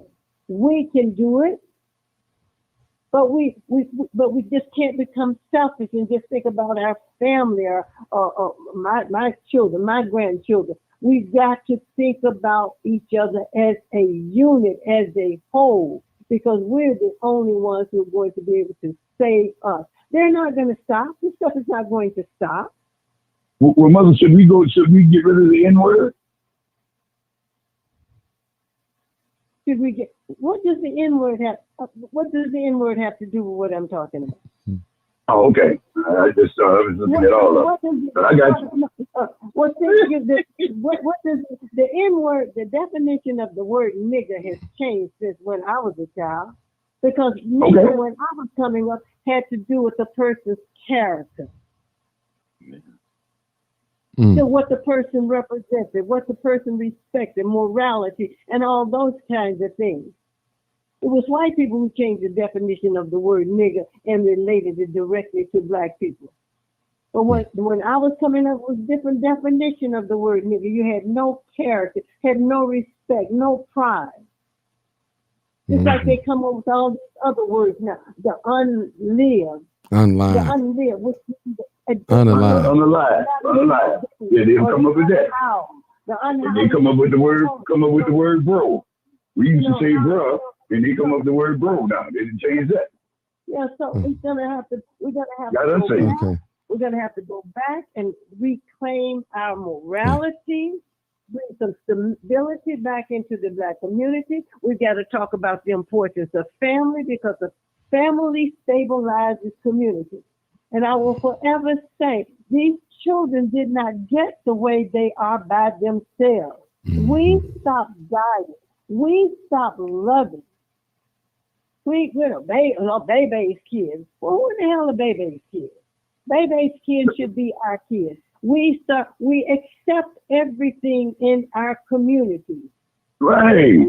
When people say Pookie and Ray Ray, people say that. You know, we have to say to Pookie and Ray Ray, whatever you want to call them. If you but I had friends called Pookie. Some of my friends was Pookie, and some of my relatives was Ray Ray. We didn't think nothing of it. But now y'all think it's a bad thing. You got to say to these young people, your abnormal behavior will not be accepted in this community. We're not going to accept it. We cannot be afraid of the children. We are afraid of these children. I mean, well, one thing we have to do, Mother, can I say something? One thing, when our children come in the house with their caps on their head, talking on their cell phone, coming through the door and go right past the table, we have to stop all of that. When you come in the house, their cap goes off, and if you want them to take their shoes off, we have to establish some ground rules in our house. They have to be strict. We have to get our household back together first. And it better be in at night before the man lay down. When that man lay down in the house, ain't nobody else got no business coming through that front door after I lay down. If you're not here, then you got to stay outside. Nobody comes through that door unless you're getting off work. But you don't come running in here at 12 o'clock and 2 o'clock and 1 o'clock in the morning. I'm laying down. I don't know who's coming in the house. Do you think the young kids will respect those rules? Y'all, hold it, y'all. We got a new caller. Let's see what he. I'm sorry, Martin. I'm sorry. I didn't mean to interrupt. No. I want you to. I'm just finna call on you anyway. 843 area code. Come on. Okay, I was just asking the gentleman. Do you think the younger people, or the YNs as they have been deemed in the last year, do you think that they'll be able to accept those manners that I'm 51, that's things that that was just natural to us, to not question the parents, not question the older people. And I just don't think these kids, I don't believe they can accept it, sir. I just really don't. Yes, they can if they're taught it. Well, they're going to have to. Yeah, but yes, ma'am, but it seems like it might be too late. It's not too late. It's never too late. Okay. Well, I mean, if you're sitting outside on the front step talking to some of your little buddies or whatever, I would say, hey, man, I'm going to lay down. Then you say, okay, man, I'm going to have to talk with y'all later. I got to go on in. Now, if you're going to go past me and favor your friends, well, then now we got another problem. But I can't have you coming up in the house. My son come in one night, and I'm sitting up here waiting. I say, boy, where's this boy at? And when I come, I say, man, where you been? Oh, I've been to Buffalo Wild Wings. How am I supposed to know if that's true or not? I say, look, I live about a block from Kenwood High School, and when they get out around 4 o'clock in the afternoon, and sometimes I'm going over to Whole Foods, to the grocery store, and I hear these kids using, just vulgar, vulgar. That nasty mouth. What I will do, what I do, I walk up to them and I say to them, you know what? your grandmother would not want to know that you're using that kind of language. And I say to the young girls, you're just too pretty. You're too pretty to use that kind of language. I say to the young man, you're so handsome. So what I do, I disarm them. I disarm them with kindness and with love. And you know what they say? Yes, ma'am, we're sorry. But if I would approach them by calling them, oh, you know good, this, they are going to go off on me. So you yes, ma'am. Be careful. I'm not afraid of my people. I'm not afraid of these young people. You got to approach them with love and respect. They are begging for guidance. That's true. I agree. Now, hold on. Let me go to the last call. I want to. Did you want to make a comment too? I know you comment on what they said, but what's your thoughts of so far what you heard? 843. Well, I'm just coming at this perspective. I'm a 50-year-old. I'm a white man, actually. Oh, we could my tell. wife's black. Okay, go ahead. And yeah, I know. Yeah, I'm a redneck, actually, right? Okay. But in the area where I'm from in Ohio, outside of Dayton, it's a very multicultural, mix. It was just, black folks and white folks when I was growing up, put it that way. And so within that, we found a great way to exist within each other, celebrate each other, and share each other's culture. And like Mother was saying, I used to like it when black men referred to each other as brother. I never really heard that N word. That was a nasty word. It wasn't. I grew up in a Christian home. That's something you just didn't speak. And I know when I was a kid, when black folks referred to each other as that, it wasn't a term of endearment. And I really only remember it becoming that way in the late 80s with rap music and with the new culture that came in, because I remember black people being humble. A black man handed me my diploma. I was educated by black people. My salutatorian was black. My math tutor was black. Some of my best friends are black. My wife is black and my kids are half black. I love black people. And the same thing that's happened to black people is the same thing that's happened to white people. So don't beat yourselves up too bad, because us white folks ain't doing too great either. Oh, we're not beating ourselves up, and you're absolutely right. Y'all ain't doing great at all. And that word, yeah, but never forget that. The word nigga came from white people. We didn't. Yeah, we've lost our way, and we might not be as violent, but we're down for killing ourselves with the drugs, and we're down for killing other people by sharing drugs and dealing drugs, and we're thieves now, and it's just. I have a problem with what you just said. You just said we might not be as violent. You might not be as violent as black. Is that what you're saying? Nowadays, ma'am. Nowadays. You know what? You all are the architects of violence. On a large scale, of course, yeah. But I'm saying in the streets, what we see, what affects our lives. I just don't see any white people. I've never heard any. I mean, it's just not too often white people, other than shooting themselves or shooting their family or stuff like that. They'll do that. But like random shootings with Glock switch, that's something white people don't do. You know what? White people are killing white people. You just don't hear about it. Well, sure you do. That's the biggest news around that happens. White people. There's only 35,000 people in my county. If a white person kills a white people, it's all over the news, plastered all over the news. White people are killing white people all over the United States. They just don't make it to the news. They just focus on our people, our children. Mother, we always say that. Our children. I disrespectfully disagree with that, but that's just something that we kind of fall victim to of the news cycle. I try not to pay attention to the left or the right, and I just take people as they go. But I know what I see. I travel all around the country. That's what my job is, and I'm in different cities, and I've never really seen in the last 15 years too many white dudes out there. White guys are gay and drug addicts now with blue hair. That's just the truth, bro. They're pussies. They got weird voices. They don't have bass in their voice. They're just not men anymore. What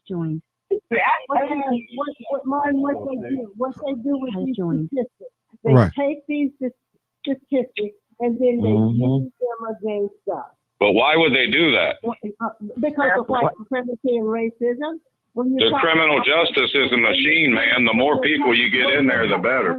When you talk about people being on welfare, there's just as many white women on welfare as there are black women. Well, of course, there's more people on welfare that's white. Nobody disagrees with that. When it comes, your FBI statistics, when it comes to crime, white people commit more crime than anybody. I said that. Yeah, we're thieves now. That's what I'm saying. We just don't kill, and if you don't agree with that, we'll just disagree. You know what I mean? That's okay. I'm talking about across the board, but I'm not concerned about white people. I'm only concerned about my people, and we're talking about coming up with solutions to help black people. They are the only people I am concerned about. Well, I heard a good suggestion by the older gentleman about teaching trades again. And that's what kind of made me want to chime in, because I've had that idea for years that if you teach kids a job or a trade or a skill, that they'll choose that over the streets. Not always, but they'd have a better shot at it. And I think that was a good point. By design, they have taken all of these things out of the schools because they don't. Yes, ma'am. They don't want us to have the opportunity to take it. In white America too, dear. Just that's what my point was. They've taken us poor white people out too. White America is not catching it like black America, sir. Well, I'm just talking about poor white America, and that's all I know, dear. Poor white America. Yeah, I don't know about the Jews and the rich white folks. I'm sorry. I'm talking about just regular folks, country folks. Jews are white too. Nobody. Well, they're Zionists. Nobody. They're fake Jews. I'll agree to that. Nobody has suffered under the system of racism and white supremacy like black people. So I'm not concerned about it. Oh, absolutely. Okay. Black people have been kicked the most in this country. There's no disagreement about that. Okay, hold it up, y'all. Mama Doris, we got two more callers. We got, I think Jessica called back. We got 206. So we can continue. Hold on to 843. Okay, come on, Jessica, real quick. Come on. Yeah, excuse me, real quick. Now, I wasn't going to leave Doris out here like that by herself with that. When he said that they not violent, are you kidding me? White men sitting up here doing mass shootings every time you look up. Are you kidding me? Are you kidding me? Are you kidding? No, I'm not. That's why I just said it. Man, there's a mass shooting on the streets every weekend, every event. Chicago just had a bunch of them. Every time a Glock switch goes off, that's a mass shooting. You don't know what you're talking about. To you, I know exactly what I'm talking about. Name one in recent times. Name these mythical white people that are doing this. Okay, stop talking over me. Okay, hold on. Martin Control. Hold it. You jumped at me with the attitude, dear. I was being respectful to everybody. You came at me like I was causing problems. Hold it now. We get that. Listen. Now, y'all, we're gonna hold it. What you get? Hold it, Jessica. Jessica, hey, let's hold it. You come in hard, like off the bat, and I'm just supposed to say, Jessica, let's hold. Hold it, y'all. Jessica, this is what we're gonna do. This is how we're gonna do it. I'm gonna let you. Give me an example, dear. Give him an example. I want this mass shooting. Yes, in recent times of these mythical white violent people. That transgender white. Yeah, trans. I already said that. That's all white people are, is a bunch of gay pussies. I get that. I watch your language, brother, please. Some fucking weirdos are going to do that. I'm responding to you saying that you all are not violent as we are. I'm talking about a real white man, dear. I'm talking about a guy that works construction or guy that works at the factory. You're talking about weirdos trans. Okay. No. I'm talking about white people who commit crimes. So you're saying that white crime should be in special category? I said violent. Violent. Okay, that is violence. Mass shootings are violent? What white dudes are out spraying the streets down? What are you talking about? I'm talking about what you said. You brought the comparison of white violence to black violence into the conversation. Yeah, it's you minuscule. brought that into the conversation. Yeah, I'm backing it up. I'm 100% behind that. Everyone knows that. It's not minuscule. No, it's not minuscule. Who are these white men that are killing all these people? What are you talking about? You don't know the. Do we have the 18th Street white boys now? I mean, what are you talking about? So you think there's not white gangs? Are you saying that they're not white street gangs?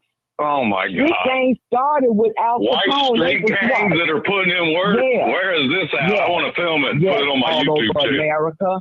All I over would love to see America. that. I want to see the white boys that are Okay. All right, y'all. Hold it.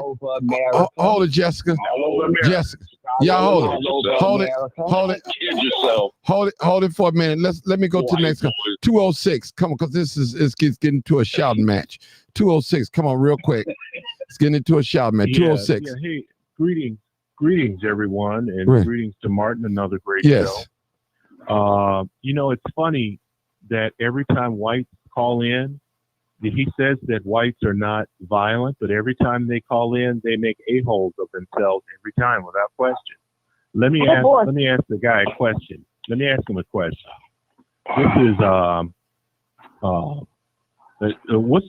what's his name? What's your name or what's his phone number? It don't matter. Just call me white dude. I can see you got problems with me. So just call me white boy because I can see you're a racist dude. But go ahead. Let's hear it. I want to hear about these white gangsters. I'm intrigued now. Okay. I want to know where white boys are putting it down in the street. All right. Let's hear this. All right, y'all. Let's get civilized and let's talk. Please be quiet. Everybody, please be quiet. All right, Come on. Let's hear about the white boys putting it down. Now, Justice Center, Council of State Government.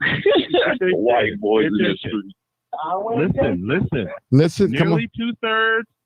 Listen, y'all. Nearly two-thirds of violent crime reported to law enforcement went unsolved in 2023. In 2023, 63% of violent crime in the United States that was reported to police went unsolved. This means that in a single year, there was no one arrested, charged, or referred to prosecution in over 900,000 violent crimes, including an estimated 10,000 homicides, 525,000 aggravated assaults, 165,000 robberies, and 98,000 rapes. If this is the case, then how is it that this fella can say that blacks are more violent than whites when most crime in America goes unsolved? Bro, I don't know about your statistics or where you got them from, but what I'm saying is what I know is the streets, bro. And what I'm saying is this idea that the white dudes are doing all this crime is laughable. I can't entertain that. Sorry. I was having a thoughtful, respectful conversation, but I'll let y'all have it. No, yeah. You're funny, man. Hold it. You came in here. You're a funny guy. Oh. I'm just waiting to hear where these white boys are, these mythical white boys. Like I said, I'm going to make that a viral moment because I want to see where white boys are putting in work. I would sit back and listen to some of what some of these Could you guys name got one to say. city where this is happening so I can go through Hold it, everybody. Well, okay, now what's the question? 843. You said you want to. What's the question you I asked? want to know a place where white boys are putting it down in the streets, where some white boys are people are scared of white boys. I would love to know where that. I mean, Jackson, Memphis. Where y'all talking about? I don't know where you're talking about. Right there in Chicago. Right there in Chicago, bro. Right there in Chicago. Hold it, y'all. Hold Right it. there in Hold it. Chicago. Hold it. Hold it. White boys? Hold it. Hold it. Hold it. I was just in He asked- Chicago last week. I'm coming through tomorrow. Could you give me a place so I can interview them? Hold it. Let the host talk. Okay, hold it, people. Now, we're not. This is not comical, people. We want to answer his question. Can we answer his question? 843 asks us, where are these white boys doing all this killing? That's what he's asking. Can we break it down in simple terms and tell him the answer that he wants to hear, that he think we don't have? Can anybody answer that? I'm asking. In the rural parts of the country. That's You go where I'm to from. these towns.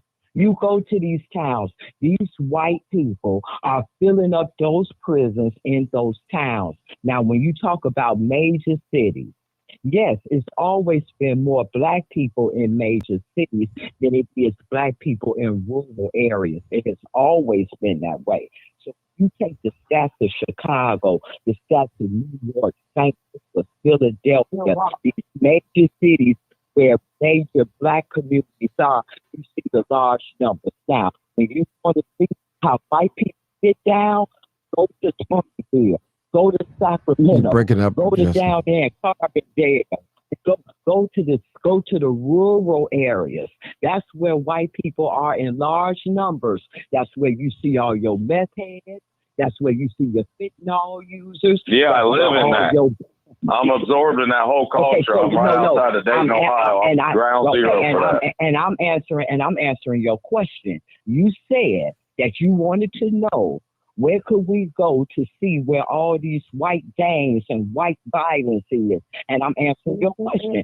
Well, I'm still waiting to hear it because it doesn't go on. We have like one murder every 4 or 5 months, and it's usually over just like some personal stuff. It's not true. Or white people shoot their wives when they'll shoot their family or something. Okay, let me say this. White people don't do You shit look on the you ain't proved nothing. That was the same thing. you will find no, you just don't want to hear it. Okay, hold it, Jessica. Hold it. For you. Hold it. Okay, hold it. Dr. Sanders. You just be like, who's ever cool is cool. 843. Black folks, I love them to death. 843. Streets, mixed people, it's all good here. 843. 843. Listen, I need you. I got one more person talking. Y'all, we can't get into a shout match. We gotta be, because people are listening and I want them to hear. This is a learning moment. Okay, go ahead, Dr. Sanders. What did you want to say? The Illinois Department of Corrections, along with all of the downstate, have a lot of white people. If you want to go there, let's talk about Jeffrey Dahmer and John Wayne Gacy. Oh my God, that's absurd. That has no bearing on this conversation. We're talking about street crime, lady, in 2025. We're talking about 30 years ago, serial killers. I already said white people, that's all they are, is serial killers. The thing about it is that I'm talking about street crime. I thought we was having a conversation about street crime. Somebody's supposed to tell me where white boys are running down so I can make a viral moment on my YouTube channel. Listen, look on You didn't say nothing. Start saying something there. Start saying something, doctor. You ain't saying nothing. The most racist. Hey, Mark. We talking about street crime later. Hold it, y'all. Hold it. I have his answer. Martin, I have his answer. Okay. Martin, I have his answer. Okay, let's he hear wanted it. to hear the answer, so let me give you the answer. Yeah, let's hear the mission answer. In Chicago, sir, please, thank you. I'm going there tomorrow. Let's hear it. Yeah, look up Chicago Gaylords. They'd love to see you. I'm going to go to it. I'm going to walk us on Wisconsin. I'll swing through. You got to learn to listen. Let them talk. Let them talk. 843. Hold it. 843. Let them talk. Go ahead. 281. Chicago, they call it Chicago Gaylords. Look them up. They'll love to see you. Look up the Silent City Royals. They will love to see you. And look up the Aryan Brotherhood. They will welcome you with open arms. Well, what are you saying? Come on. What are you saying, brother? The Aryan Brotherhood's in the streets of Chicago? Come on, dude. If you don't know, if you don't know, you look like a tourist. If you don't know, you look like a tourist. Okay. Wow. So when I rolled down Michigan Avenue a couple weeks ago, and I rolled out through Cicero, You know what? and I saw 0 white people other than the doofus hipsters by downtown. You're telling me there's white gangsters roving the streets of Chicago. With this white boy that's on now. Right. And I rode all the way out on the south end. Okay, 843. All the way out to No, hold on. But you know what? Let me say something. Because you know what, Martin? Now, let me say something. It's funny to him. But let me say something. Jessica, Mama Doris, let me say something. He did ask a legitimate question, and no one could answer it. That's the only person that came close was out. Well, hold it, y'all. Hold it, y'all. Hold it. Jessica is the only one came close to them when she brought up them. No, I'm sorry, 206. He brought up some numbers. See, he brought up some stats. You have to deal in stats. Now, we know that they commit crime. We know that they kill each other, but it's not going to be shown as much as black people, the way we do it. We know that. Exactly. So listen, He knows that. he knows that as well. Yeah, I'm not disagreeing to that. Oh, you're not? Okay. No one ever disagreed that black, that's what this whole conversation, I came in agreement to this show that yes, the media is portraying this and people are falling for it. I'm not falling for it, but I just do know what happens in these streets because I've been in them for 40 years. You got to be kidding me. There's no white boys out here doing nothing. There might be 1 or 2, attack through the gang. Okay, hold it, y'all. Hold it. In Chicago, come Okay, on, man. 843. Hold it, y'all. I'm going to have Martin, to listen. This is what I'm going to do. Hold it, brother. Hold it. Y'all get so emotional, man. Calm your emotions down so we can have a civilized conversation. I'm going to let Sarge go, then I'm going to let 206 go. Okay, Sarge, what is your question? What is your statement, or what is your answer? Nobody but Sarge speak. Go, Sarge. Go. I want y'all to control your emotions. Come on. Oh no, I don't be getting emotional like man, that. Everybody's screaming and hollering, man. Come on, I want to hear. Come on. Not me though. Not me. I haven't said a word. Now you and I, we looked at the numbers. Yes, we did. Stats before, and we know that when it comes to black people murdering black people, that black people outshine whites doing those crimes instead of when it comes to them. Now you have other type of crimes, whereas whites exponentially outshine blacks. Now, when they talk about the white gangs and doing, I thought somebody's talking. White gangs doing whatever they're doing in black neighborhoods or whatever in urban black America, that is not happening. Okay, you do not have the Aryan Brotherhood. Yeah, you don't have the Aryan Brotherhood and the gay lords and those other white gangs rather, the ones that have tattoos and they have the number 88 on their tattoo, which many black people, I don't know if anyone else on this show knows if they see a white person with an 88 tattoo, what that means exactly. I'm not going to say what it means, but I know what it means. Right. We know what it is, bro. Well, I know. I'm quite sure you know. But that's the benefit of having white friends. See, you're not pigeonholed in an urban black American bubble. So I'm not going to guide you to a spot that you're going to be uncomfortable, just like you're not going to guide me to a spot I'm going to be uncomfortable. Hold it, 843. Let him finish talking. Now, hold tight. Hold tight. Let me land my plane. Now, just like, you know about those things, I know about things equally. And he is absolutely right when he's saying you do not have whites and white gangs that are in urban black America stirring up and causing battles or whatever you want to call it. Right. You don't have that going on. Just the same as when you go in rural white America, you don't have Crips, Bloods, GDs, VDs, Vice Lords, thus and so. In rural America, doing the same thing. So the caller, he's absolutely right. Well, and Martin, you and I have the numbers to support what I just said. We went over the numbers, Martin. Yeah, on this show. Just other people are in their feelings. Respectfully, if I could interject something real quick with what you said. You're absolutely right. And that's all I'm saying. I'm not saying white people were never violent or they don't have the potential to be. I'm saying on what your point is. That was well said the way you said it. Thank you. Okay, now let me say this. That's the thing. Okay, Sarge, you had enough time. That's cool. Let me let 206. But I just want to say the exception to what you guys said. Now we do have these police officers.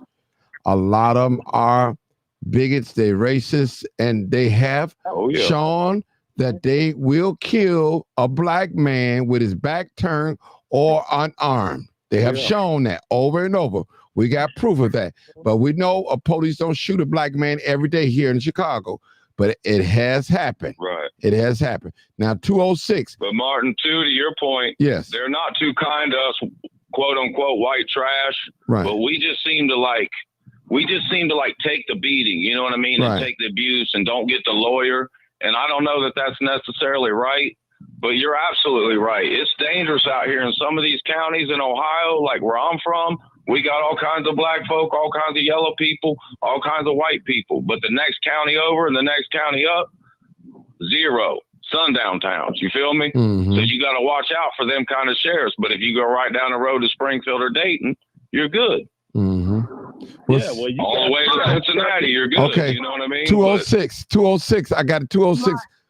Doc, you got to hold on. I told 206 he was next. Then I could go ahead, 206. Okay. Brother Martin. Go ahead. Martin. Go ahead. I've got somebody at my front door. Come back to me later when you get a minute, okay? Okay. Well, he's talking about sundown towns. There's sundown blocks. I can't walk around in Chicago, black neighborhoods that I can't walk around in Chicago because I'm black because I ain't from Okay. Marcus said, Dr. Sam. Martin, Yeah. according to the Justice Department, Okay. 84% of white people killed every year are killed by other whites. And Of in course. 2011, there were more cases of whites killing whites than there were of blacks killing blacks. Between Yeah, obviously. 1980 and 2008, a majority, 53% of gang-related murders were committed by white people. Those are some of the statistics. Okay, that's what. Come on, Doris. Let me say this, Doris, you're wondering. 84% of white people killed every year are killed by other white people. And crime is proximity based. Yeah, absolutely. No one's disagreeing with that. Let her finish. Let her finish. 53% of gang-related murders were committed by white people. So don't tell me that we're the only ones who are doing it. You all are doing it too. It just doesn't hit the media the way it hits the media when it comes to us. And that's every statistic across the board. High blood pressure, everything. Always keep in mind, though, that they're also 68% of the population. 84%. No. Nobody. Hold it, Sarge. Sarge, let Mama Doris talk, okay? Please. Go ahead, Mama Doris. Say it again. Between 1980 and 2008, 53% of gang-related murders were committed by white people. What gang?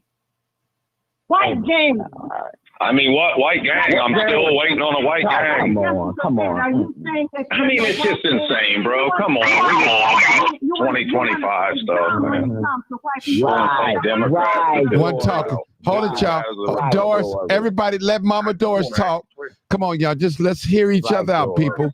I want. They want to play God when it comes to talking about their people killing their people. I just gave you the Justice Department statistics. I don't ever remember disagreeing, ma'am, that white people kill white people, but I'm waiting on someone to tell me where white gangs are putting in work. I don't know about any white gangs. I just gave you the number. Yeah, white people are 68% of the population. Of course, they're going to do a lot of the killing. But in reality, we all know who's doing stuff on the street of Chicago. I thought that's what this was about. No. We're not going to categorize things the way you want to categorize things. We are going to deal with I was trying to offer a solution. I didn't know I was attacked till your left wing came in there and attacked me. You want to know you love black people. I don't give a damn if you love us or not. I'm giving you feedback. Okay. Okay. Hold it. Hey, hold it, y'all. Hold it. Listen. Hold it. And that's why I always talk about cause. Because you're going to come up with the causes when you all kill each other. My mama was a crackhead. My mama was on methamphetamine. All kinds of reasons. But when it comes to some of the things that let Doris one mic, y'all. One mic. With the cause. I just gave you ain't I'll let you go next, Marcus. And try to be so innocent. Like you all are the architects of violence.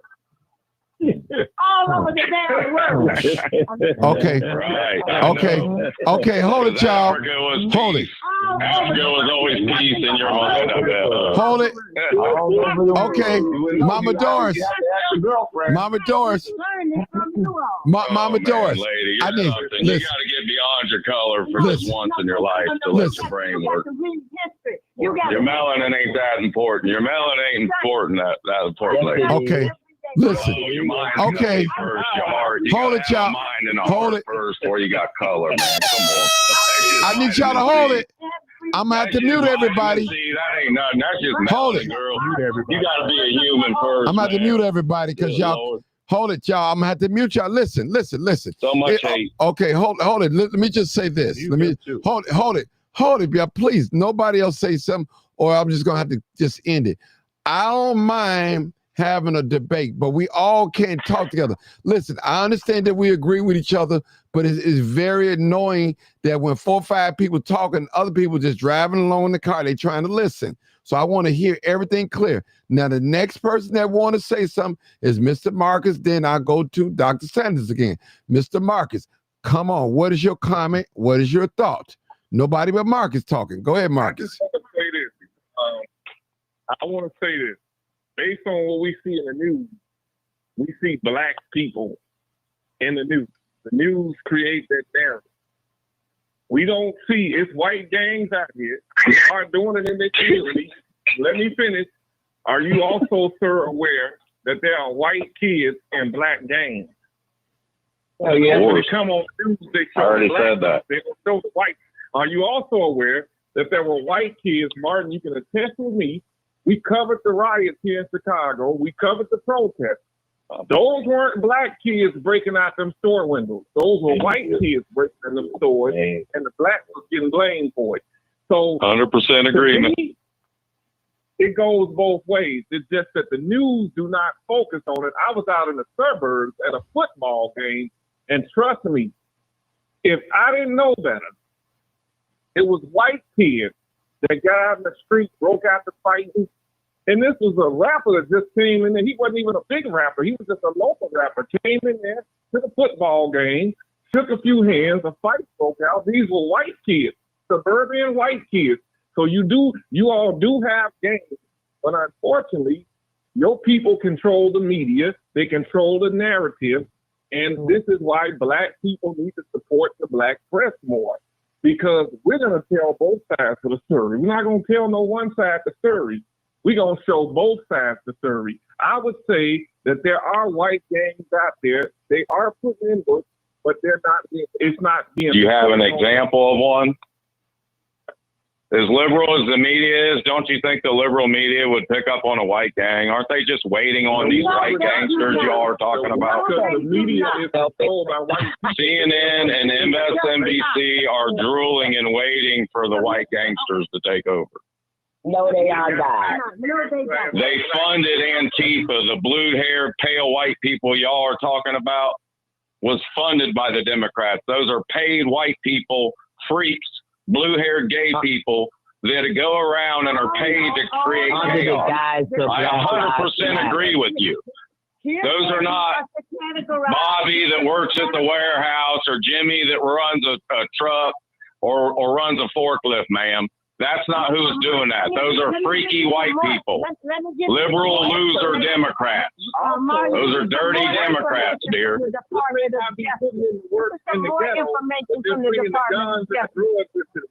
Hold on. Those are not gangsters. Those are not gangsters. Okay. Sorry. Hold it. Again. Okay. Oh, okay. Marcus, I need you to stand.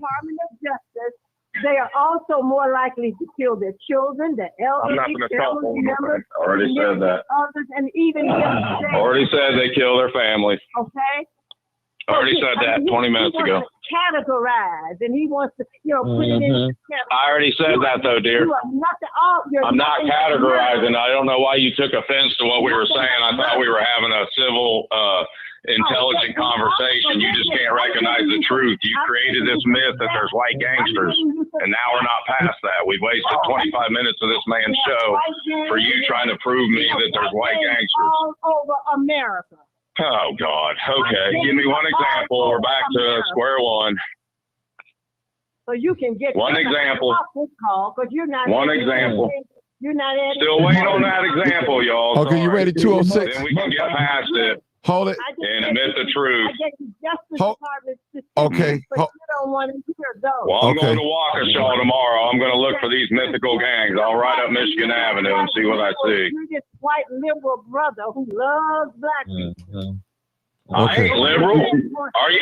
Did you miss my point, dear? I am not liberal at all, and I'm not some super MAGA guy either. Trump's very liberal to me. Okay. What are you talking about? Okay. I'm only down for white, black, and red. The Indian man, the black man, and the white man. That's who built this country. I can give two fucks about anybody else. Okay. Okay. You can Mama love all Doris. them Hispanics if Okay. you want. Okay. Ain't praise Hold Brandon it. Johnson and Hold do it. whatever, but I'm not. Hold it, y'all. Liberal. Hold it. Out of your Listen, mind. My listen. wife's a black conservative. Listen, y'all. Talking about. Listen. Hold it. Mama Doris. Mama wife's Doris. Like me. She hates black people and white people. Oh, She Mama hates Doris. Anybody who ain't nice. I'm a human. I Sir, ain't no color. 8041. 8043. Mama Doris, I need you to stand down for a minute. Let the brothers handle this. I got another call. Let me see what the caller has to say. 1381. Come on, caller. What's your call? What's your thoughts and concern? Come on. 1381. 1381. Come on, caller. Michael. All right, come on. Michael, come on. Michael, what's your comment? I can answer his question. Well, come on. Answer his question. Okay, answer it. Answer it. He say where the white gangs at? And I don't even use some terms. Where the white gangs at? You know where the white gangs at? They still wearing hoodies. They Where? still wearing police. They still wearing police uniforms. Where are Klan meetings going down? 2025, bro. Come on. Where's it going down? Hold on. Give me an example. Hold on. I'm going to film this. They go under different names like Proud Boys. There you go. Hold it, y'all. One person. I don't know what you're saying. No, I'm completely lost. Excuse me. I'm completely lost, bro. Excuse me. Shut up, man. No. Be quiet. Hold your peace. Okay. Hold your peace. Okay. This man here. This. Come on, brother. Get to the point. Get to the point. Come on. Bro. You just drunk, bro. Come Get on. to the point. This is growing up talk, man. Come on, man. Hey, Mark.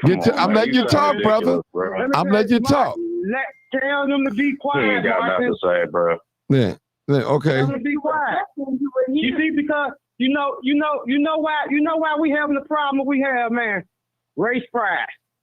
You know what I'm saying? You'll get down on me on this show and even criticize my name, but you won't check these hunkies on here. Brother. Like for real, man. Come on. No. Hold on. You came. Hold on, young man. Hold it, brother. Hold it. He's good, bro. Don't even worry about it. Okay. Raise your voice for him and tell him to shut up then. Okay. I don't listen, brother. First of all, hold it. I'm the host, brother. You're a guest on my show. Listen, I don't tell. Hold on, brother. Hold it. You gonna listen to me or what, man? Listen to me. Let me talk. Don't tell me how to run my show. If you don't like the way I run the show, don't come on here. Period. That's all I'm. You don't ever hear me cussing on here, and you don't ever hear me telling people to shut up. I don't tell nobody to shut up. I ain't cussing at you. No, I know, but what I'm saying, you telling me to tell them to shut up. Listen, I don't tell nobody to shut up, brother. White or black. I don't do that. I don't do that, brother. I don't do that. Nobody, nowhere in the history of this show, you ever heard me tell somebody to shut up. I don't do that. I ask them to be quiet or hold it. That's what I do as the host. I try to be an example what I want you guys to be. That's all. That's it. So don't come on here and tell me how to run my show. I'm trying to hear what he has to say. I'm letting everybody talk. But we all can't talk at one time. We had a show last time with a white guest called in. I had to put everybody on mute so I can talk to them all by myself. You know, everybody get so emotional. Listen, just be calm. You could be calm and patient and say what you want to say. He asked everybody, name him a game that we say. He asked a legitimate question. And I want my people to answer it. I'm waiting on the answer. They're Proud Boys. Yeah. They're Proud Boys. Yeah. Come on, man. They just all that 6 years ago, man. Son. That wasn't a gang. That was a bunch of white dudes on their computer, man. Okay, let 206. Talking about white nerds. Okay. Listen. Enrique Terrio. Listen. Says, when is Terrio a white name? Okay, listen, y'all. When is 206. Terrio white? 206. Hold on, y'all. 206. Come on, Hold man. on, y'all. Please, no hollering, no screaming, no cussing, no racial slurs. Please, let's go. Come on, 206. All right. All I want to say, and thank you, Mama Doris, for putting some facts out there. All Thank I you. want to say is to the people that are listening, Neely Fuller warned us about this. There you go. What the caller is, stop talking, please. I'm almost done. I won't be too long. What the caller is doing is he is using deception, confusion, and lies to practice racism against all of us on this call. That's why he called in. Oh my and what God. he wants to do, what he wants to do, if we're All right, you should mute his mic. Oh my goodness! Will you let 206 talk, please? Jesus fucking Christ, man. He is winning. He is winning. He's winning with y'all, not with me. The evil, wicked purpose that he called here. Look at us. Listen to us. This one impotent, incompetent animal called into this show with wickedness, deception, and lies. He said something so effing absurd that we all know, even he knows, but the truth is not in him and his people. So he's never going to tell the truth. He knows that he's lying, but his purpose is to, and I talked to Martin about this before, as soon as you start digging with your callers and the people in the chat to find truth, and you find the golden truth, you will have these disgusting maggots and animals that are listening and watching just like parasites that will call into this show, and they will engage in deception and lies and acrimony, and they will get us off of the bullseye of truth, and they will do anything like a parasite. They will do anything to get us from doing what we're supposed to do. This individual is practicing racism and white supremacy, practicing it right here on this radio show. Right here on the radio show. Okay. I'm not done Hold it. talking Okay. yet. Hold it. He's Almost still done. talking. And we have to be, anytime you do anything to better yourself, these scum will always try to get you off your path. And that's exactly what's happening here. Thank you, Mark. Okay. Let me say this. Hold it, Mama Doris.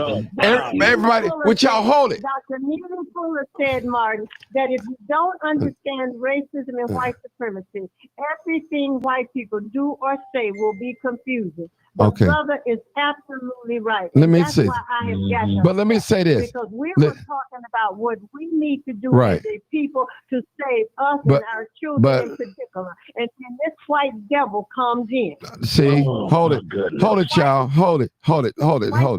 Okay, we still on. Okay, listen, people, we can't do that on this page, people. Now, listen, let me just say this. Everybody is caught up in their emotions. So, first of all, I never left my character, so he didn't disturb me. I knew what playbook he's playing out of. What I was trying to do on here. I wasn't trying to. Okay. Sorry, but Okay, I no wasn't problem. trying Listen, to do anything. listen. I wasn't even planning on exploring this topic. Hold it. Like it's your show. I haven't said anything in 5 minutes, bro. Listen. Give me a break. Listen. Let me just say this, talking people. about me. I'm Hold it. talking Listen. See, Oh, this is wow. listen, people. Talk about Look, something that's real. listen, dang, man. listen, Let the host speak. Let the host Let speak. Mark speak, man. listen, people. First of all, I'm not caught up on my emotions.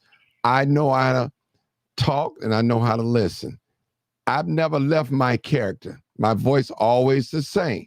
Now I got a little louder when the brother told me to tell him to shut up. I said, I don't use that word on here, which I don't. You can never find since this history I've been doing, these lives like this, I don't tell people to shut up.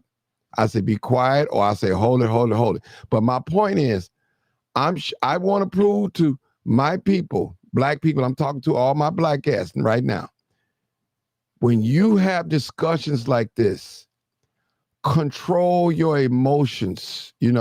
First of all, other people draw energy off us getting upset and loud, obnoxious. Then when you get that way, nobody's trying to hear what you got to say. Now you have a calm voice and you just talk clearly. Do not get loud and back and forth and hollering names and devils and whatever. That don't get it nowhere. Words are powerful and they are crafty. You have to know how to engage in conversations like this. This is not the first time this ever happened on this page. That's all I'm saying, people. Okay, I'm giving everybody a chance that want to talk. Now, I gave 843 with the white man. I gave him a platform to talk, but I didn't want you guys to get all in your emotions and go crazy. Just talk civilized like we talk it now. Just you can ask them, hey, and I'm gonna ask you, 843, let them, if they responding to you, I'm gonna ask you to let them finish what they got to say. Okay? All right. Right. Right. That's all I'm asking. Okay, Old Time, I'm gonna let you say something when I'm done talking. I promise you. It's tough to take the animal you know what I mean? He hit me with some pretty rough stuff. I know. So we should, we should be called. I know it. We should not be calling no names. Believe that. I know. We should do that. And y'all know this is my show. I don't want to get knocked off. I don't want to get blocked and all that. I'm the wrong white guy. Right. Hey. Right.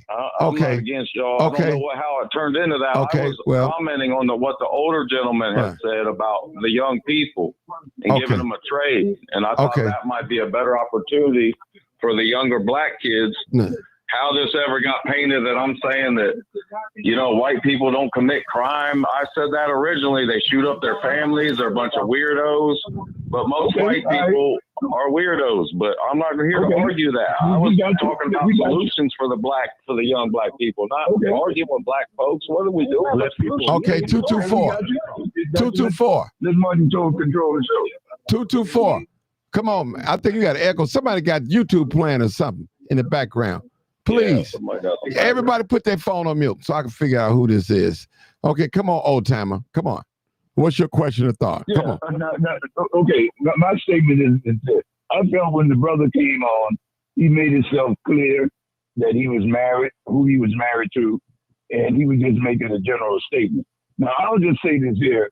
For what we're talking about, you've been showing stuff about people getting on the L track, on the red line, and this is what we having the problem with our people. Now, what that brother is saying, he don't know where the game is at. I mean, that's right. Let him make his statement, because we shouldn't have gone this far.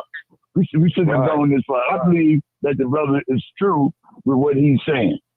Now, if you want me to chime in on whether Caucasian people use drugs, methamphetamine, come from out in the county areas, and they're in the jail. They have been there. Yeah, they have been there. But we're talking about how we going to fix our schools, how we going to fix our neighborhoods, how we going to, because black people want the same amount of freedom that Caucasian people have. But I'm saying we've already been down the road of where we had freedom. We got freedom, and now we don't want religion. We don't want to go to church. We don't want to be submissive to nobody's rules or regulations. We want to have that same freedom as people might see Caucasian people do. Caucasian people might walk around at a nudist camp. Well, black people gonna start trying to have a nudist camp. Caucasian people may celebrate after a football victory, climb on top of the pole. Well, black people gonna do that same thing, but we take it a bit further and we destroy the whole community. So we take our things a little bit further. And I don't think this brother, in my estimation now, I don't think none of this stuff was warranted that you all threw to him. Now, you might justify and say he was trying to deceive people. I don't see that. I didn't see it not one bit. Thank you. And I still don't Not at all. Thank you, sir. Yeah, I was commenting on your comment. Can I get my point? Hold it, brother. Hold it. Go ahead, Old Timer. Okay, old timer, go finish. Okay, now I think that we have to chart the course that the mother was talking about before. How are we going to do it is our problem. If you go and ask Farrakhan will give you a solution to it. If you go ask, what I'm talking about, see, here we go. We don't want Farrakhan. But a lot of Caucasian people, one thing about Caucasian people is this. Caucasian people is not going to let no young Caucasians take over their community. You know what they're going to do? They're going to send them to the armed forces. They're going to send them to the Coast Guard. You ain't going okay. Now, let them talk, y'all. Whether you agree with it, let them talk. Let them talk, people. Yeah. See, you have to go, you're going to start talking about, let's go out in Rolling Meadows. Let's go out in Schaumburg. Well, we don't go out there enough to know what's going on out there. See, we don't know what's going on enough to go out there. But we do know what's going on in our community. Hanging around the corner, hanging on the corner, being out late hours at night, jumping and taking people, snatching their bags out the car, snatching their chains off of their neck. We do know that we are doing these things. And some of us are dying from it. Now, we don't want none of our young people and none of our older people doing this stuff. But that's the thing. That's how. Hold it, people. Hold it, brother. Hold it.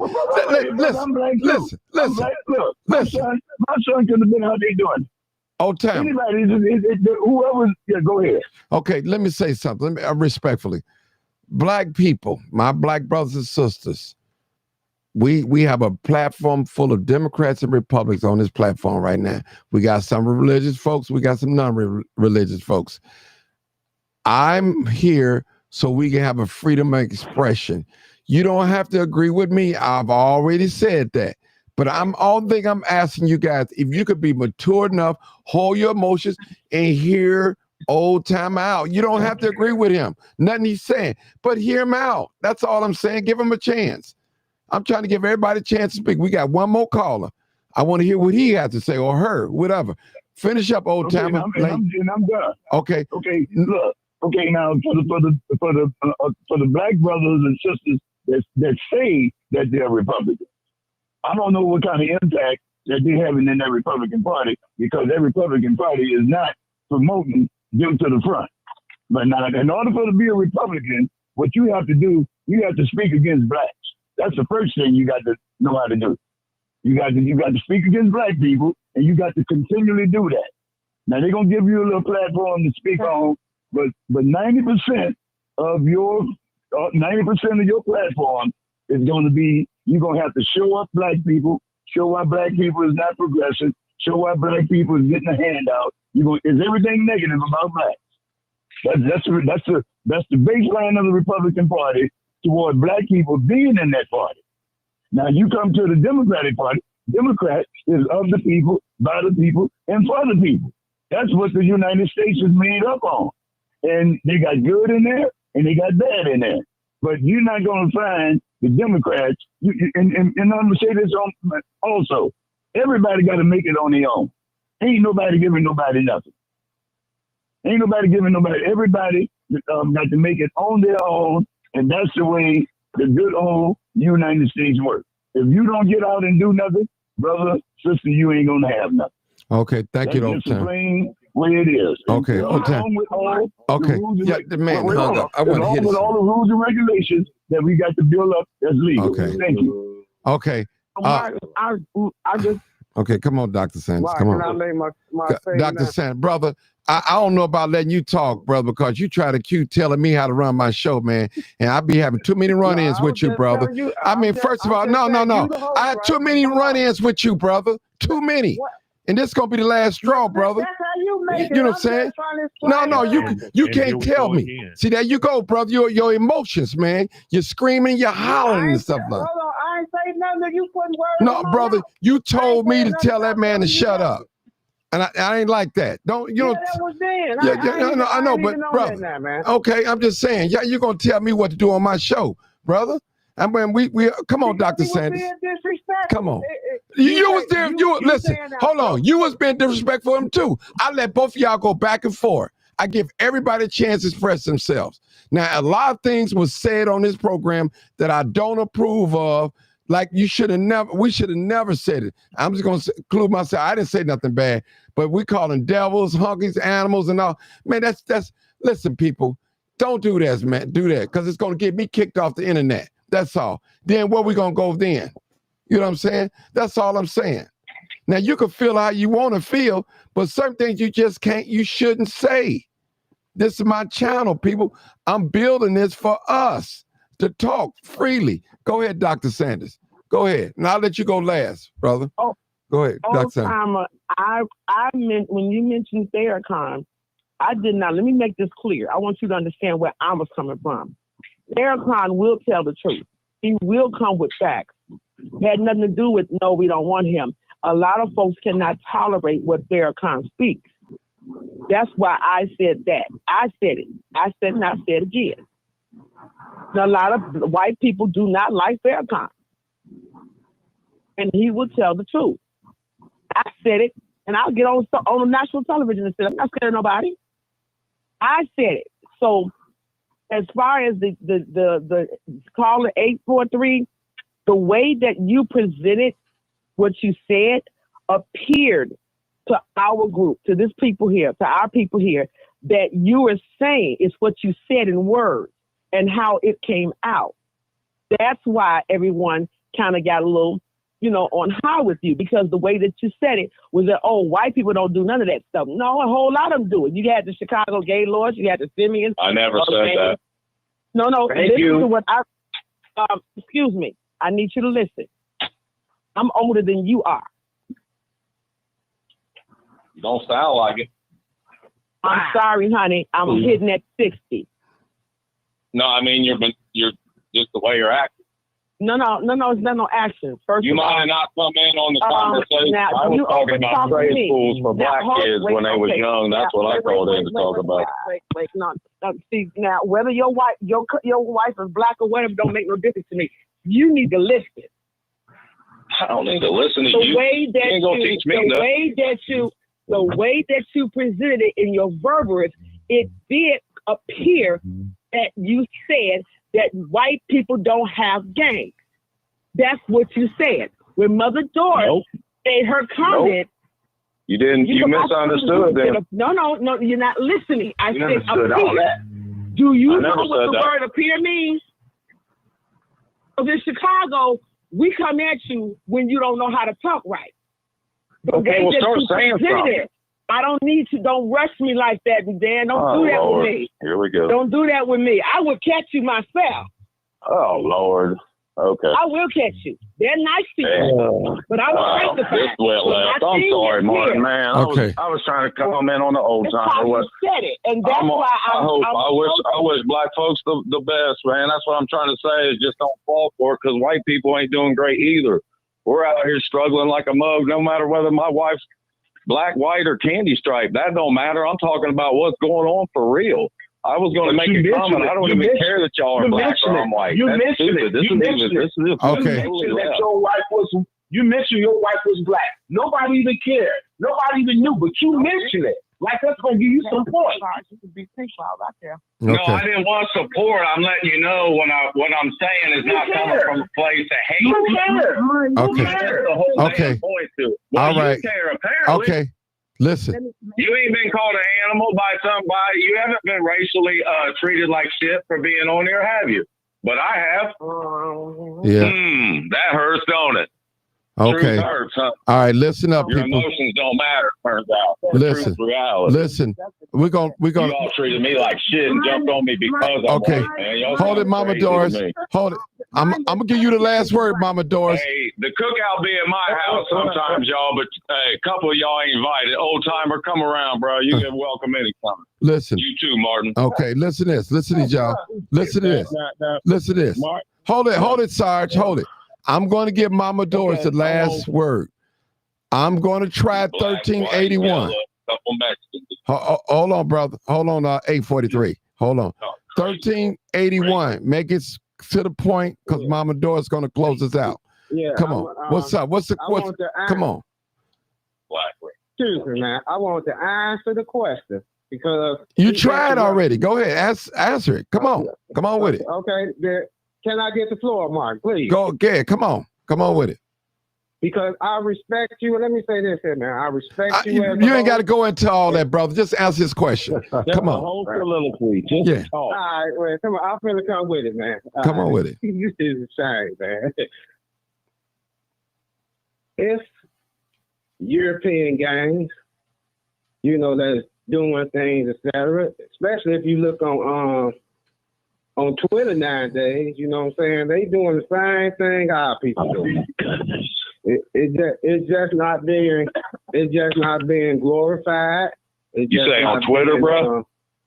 It's just not being. Excuse me, sir. That's what I'm saying. No, I didn't hear you. You said on Twitter. You ain't got the floor though. You ain't got the floor. With all respect. Oh, I thought you was addressing me. Sorry, No, I thought you were addressing me. I ain't asked no questions. You can be quiet now, sir. Jesus God, I thought you were addressing. Your feelings. It's not being glorified. It's not being.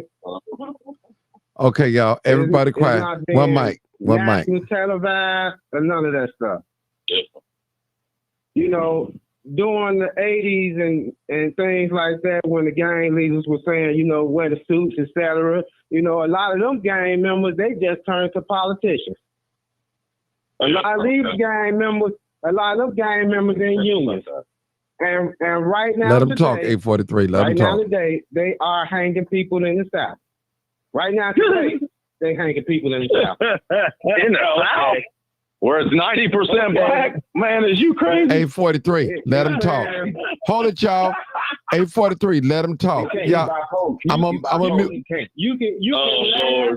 You can laugh and you can do your research and you will see it. Oh man, y'all Okay. can talk about Emmett Till, bro. Imagine if it really happened. My last point is Come on with it. Come on with it. this. My last point is this. Lord, man. Then I've been 2 other Europeans on this show with their rhetoric. And one was so disrespectful, y'all still say Mr. White Man. Yeah, I did. And I that's why said he it. keep running his mouth too. And you're not checking it. So that's why I said something. I'm not checking I it. ain't gotta be on your show no more. No, don't come back no more either. Good. Thank you. Good. Goodbye. Goodbye. Goodbye. See you later. Bye. Listen, let me say this. I'm going to let Mama Doris get the last say so. Listen, what y'all not going to do, you're not going to come on here and disrespect me. If you don't like the way I do things, just don't come on the show. That's all. I don't have no problem. I don't beg nobody to call in, to come in. This brother got a problem with me. He has a serious problem. Mm-hmm. A serious problem. Sure do. You're going to tell me to tell one person that tell me to tell him to shut up, and y'all ain't never heard me use that language on here at all. I'm the host. Now, come on, listen, people. I'm not going to have it. Listen, one thing about me, I like to have these conversations. I'm not afraid of them. And you're not going to hear me calling people animals and devils and honkies. You're not going to hear that out of me. I'm going to talk straight up. I don't care what they say. I'm not going to let you pull me in a certain direction that I don't want to go. Get me out of my body. I have that much self-control. That's real talk. I have that much self-control. All right? So what I'm trying to teach here tonight, people, control your emotions. This is not the first time we had something like this that happened on this program. And listen, a lot of y'all wanted me just to hang up on him. No, I don't do that. I want him to express himself. I want to hear what he had to say. And nobody really answer his question. He had a legitimate question, people. And I wanted to hear the answer. And I went down the line and asked you guys, answer the question. That's all I wanted, okay? Some people went in calling people devils and all that other stuff. And I mean, come on, y'all. This is my YouTube channel. Y'all trying to get me knocked off or something or kicked off? That's all what's going to happen. That's it. Yeah. But okay, hold it. As far as I answered this question. Oh, yeah. I answered it. Yeah. No. Okay, let me say this. It's all good, bro. It's all good, Martin. Hey, you did a good job.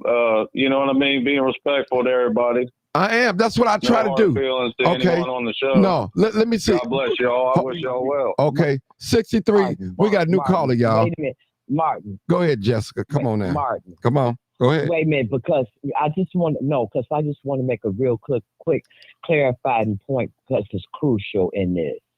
First of all, I didn't call anybody out of their name at all. Jessica, hold it. Okay, if you didn't do it, it don't apply to you, okay, Jessica.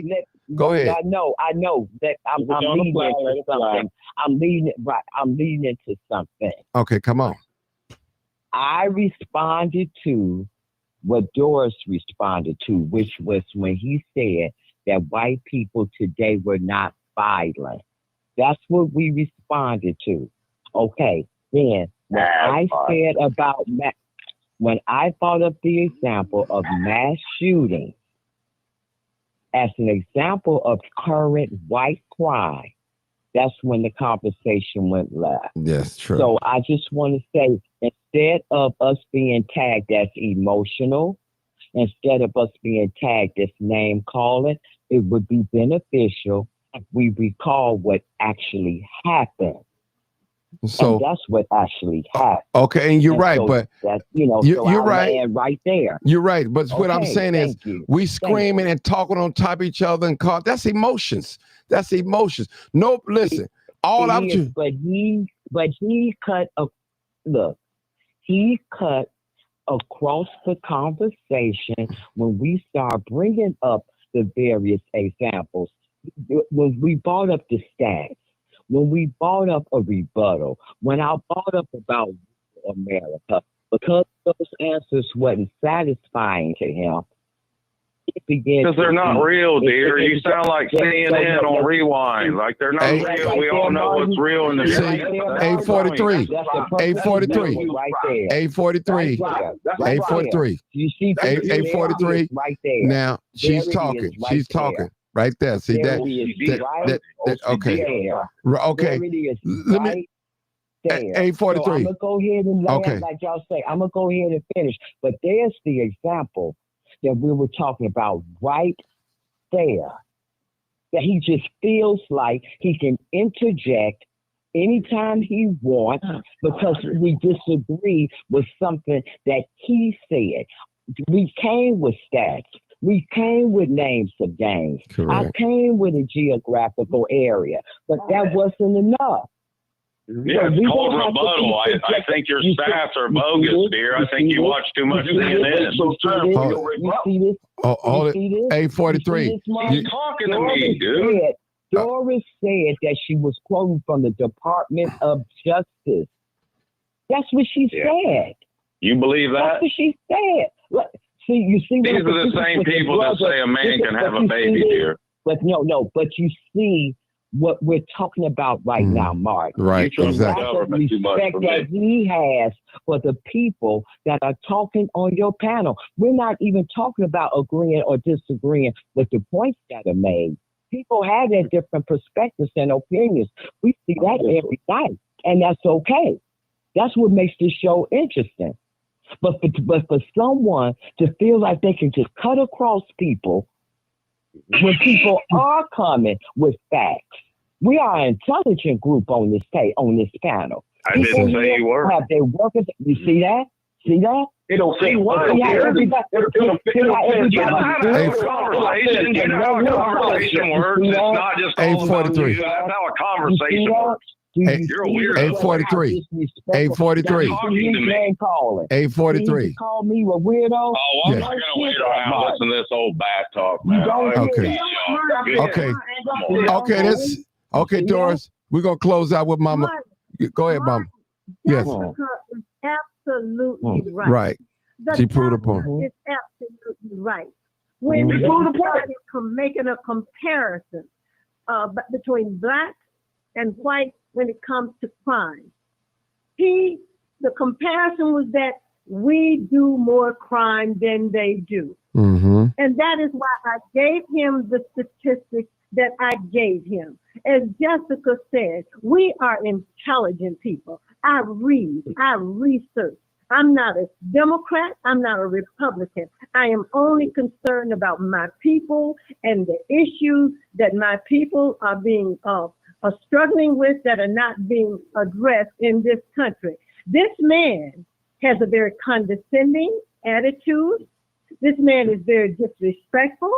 And as Jessica just said, if you don't agree with him, he butts in. Well, let me tell you something, sir.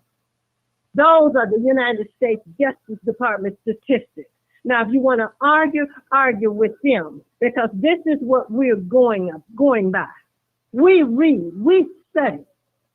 So, I'm not going to get in a conversation anymore with any white man or white woman who comes on this show and they do what you did tonight. You know exactly what you're doing. I understand your kind. I know your kind. I am 81 years old. I have lived it. I have lived it. So you didn't bring anything to the conversation. And when it comes to emotions, we are human beings.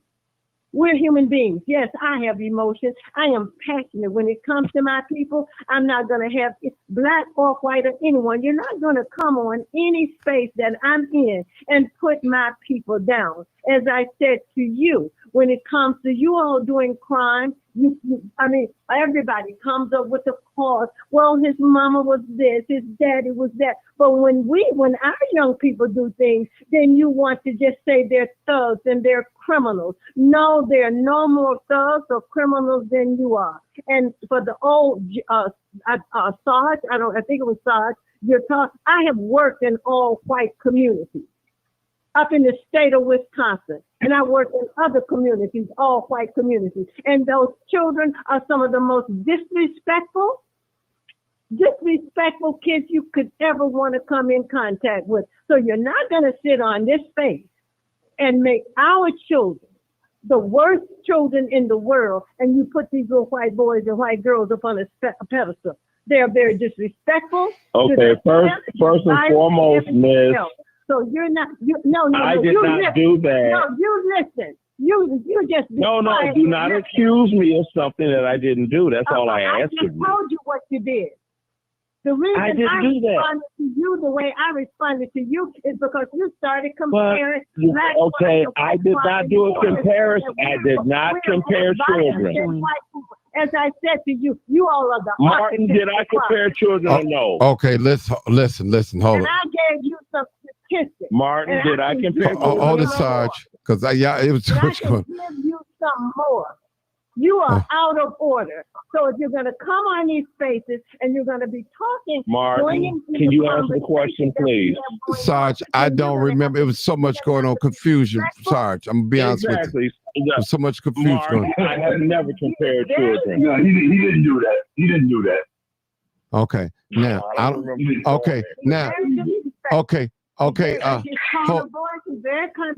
accused of something. No. Okay. Now let me say, okay, Sarge, wait, just give me 1 minute. Let me see what this person has to say. 6336. Come on, caller. 6336. Hi, this is my first time calling. I'm Ebony Eyes. I was calling. Hey, Ebony, I see your comments. Go ahead. I just wanted to comment because I think the question that was asked was about some of the white street gangs, and I know we're not really trying to rehash that. I did put those in the chat. I listed them, but I think again the focus should be, and I think it was said, is let's keep to the facts of how we're going to deal with the crime in this city. How are we going to ensure that there is job training, job skills training for our youth and for our young adults, because that is the real issue here.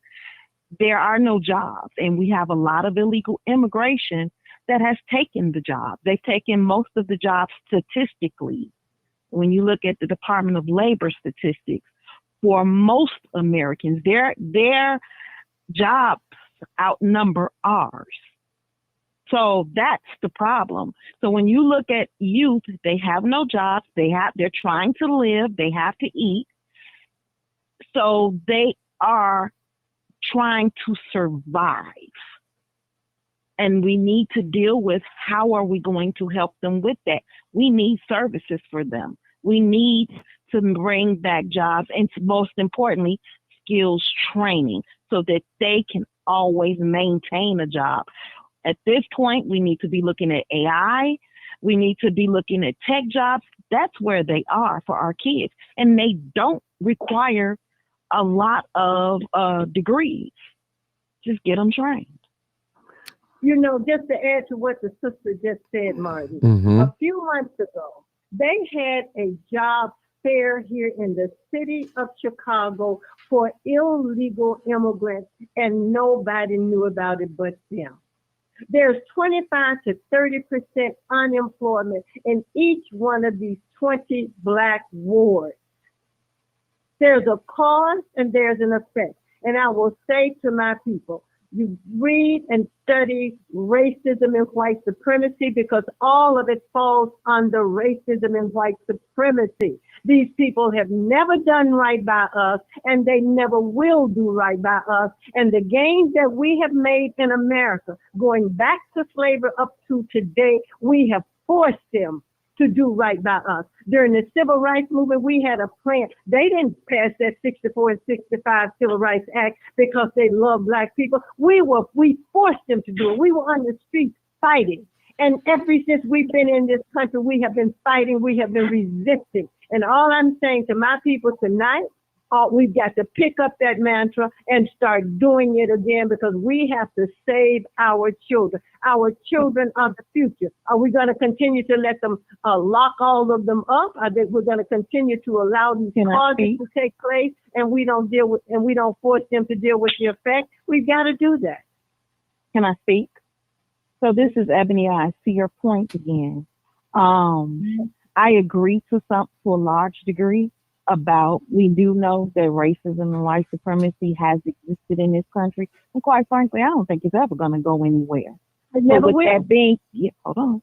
So with that being said, what do we do differently? That's what the conversation let me was finish. About Yes, let me finish. Please. Let me finish, please. So with that being said, what do we do differently? See, we have to stop, in a sense, whining about it. We have to send, and we know it's factual, but we have to move past that. It's action time because quite frankly, all of this is changing. Right now it's being reset. Right now, our people are out of touch. Right now, we don't have much more time. Let me put it this way. We have no more time to keep debating and arguing about something that exists that's never going to change. We have to do something different. You're absolutely right. They are having and have been having, I know this for a fact, job fairs and all of that for illegals. But at this point, what are we doing to develop jobs? Right now, we have a president who just dropped a bunch of contracts out here. What are we doing as Black folks to get those contracts to build jobs and programs in our communities to employ our own, to create our own businesses so that we can continue to employ our own? It's time. The debate is over. It's time to take action. And right now, that's what I support for my people. I don't know about anybody else, but I'm definitely on it. And I hope that everybody else is too. That's where we need to be at. Because the dating back and forth about what we already know is not going to change the facts of anything. And you got less than 5 years because the reset is now. It's happening right now. How are we preparing our youth? Because in the minute, it's going to be, you think it's chaos now? Watch when the money drop and it change, because crypto is here. It's here. And none of us as a people, only 5% of the population is invested in crypto. And so right now we need to be educating each other. That is why it's going to take our institutions. You talk about contracts. Black people in the city of Chicago only have 3% of the contracts. So we have to get on our politicians and force them to do what they're supposed to do so that we can get those contracts. If they're not doing what they're supposed to do, then we need to take them out of those positions. And I want to go back and piggyback on what Jessica said earlier. Donald Trump did not start all these problems. Donald Trump did not start all of these problems, and we need to get off that horse. These problems were in place when he got in office. These problems have been in place for the last over 400 and some years. So we need to get off that kick. The Democratic Party hasn't done anything for us, and the Republicans haven't done anything for us. So what we're going to have to do, if we're going to be in the Republican Party, we're going to have to make them do right. But it is my opinion right now in Chicago, if you're running as a Democrat, you're going to do what the Democratic Party wants you to do. And all the Democratic Party gave us was abortion, LGBTQ, and immigration. None of them were advantageous for us. So and that's true.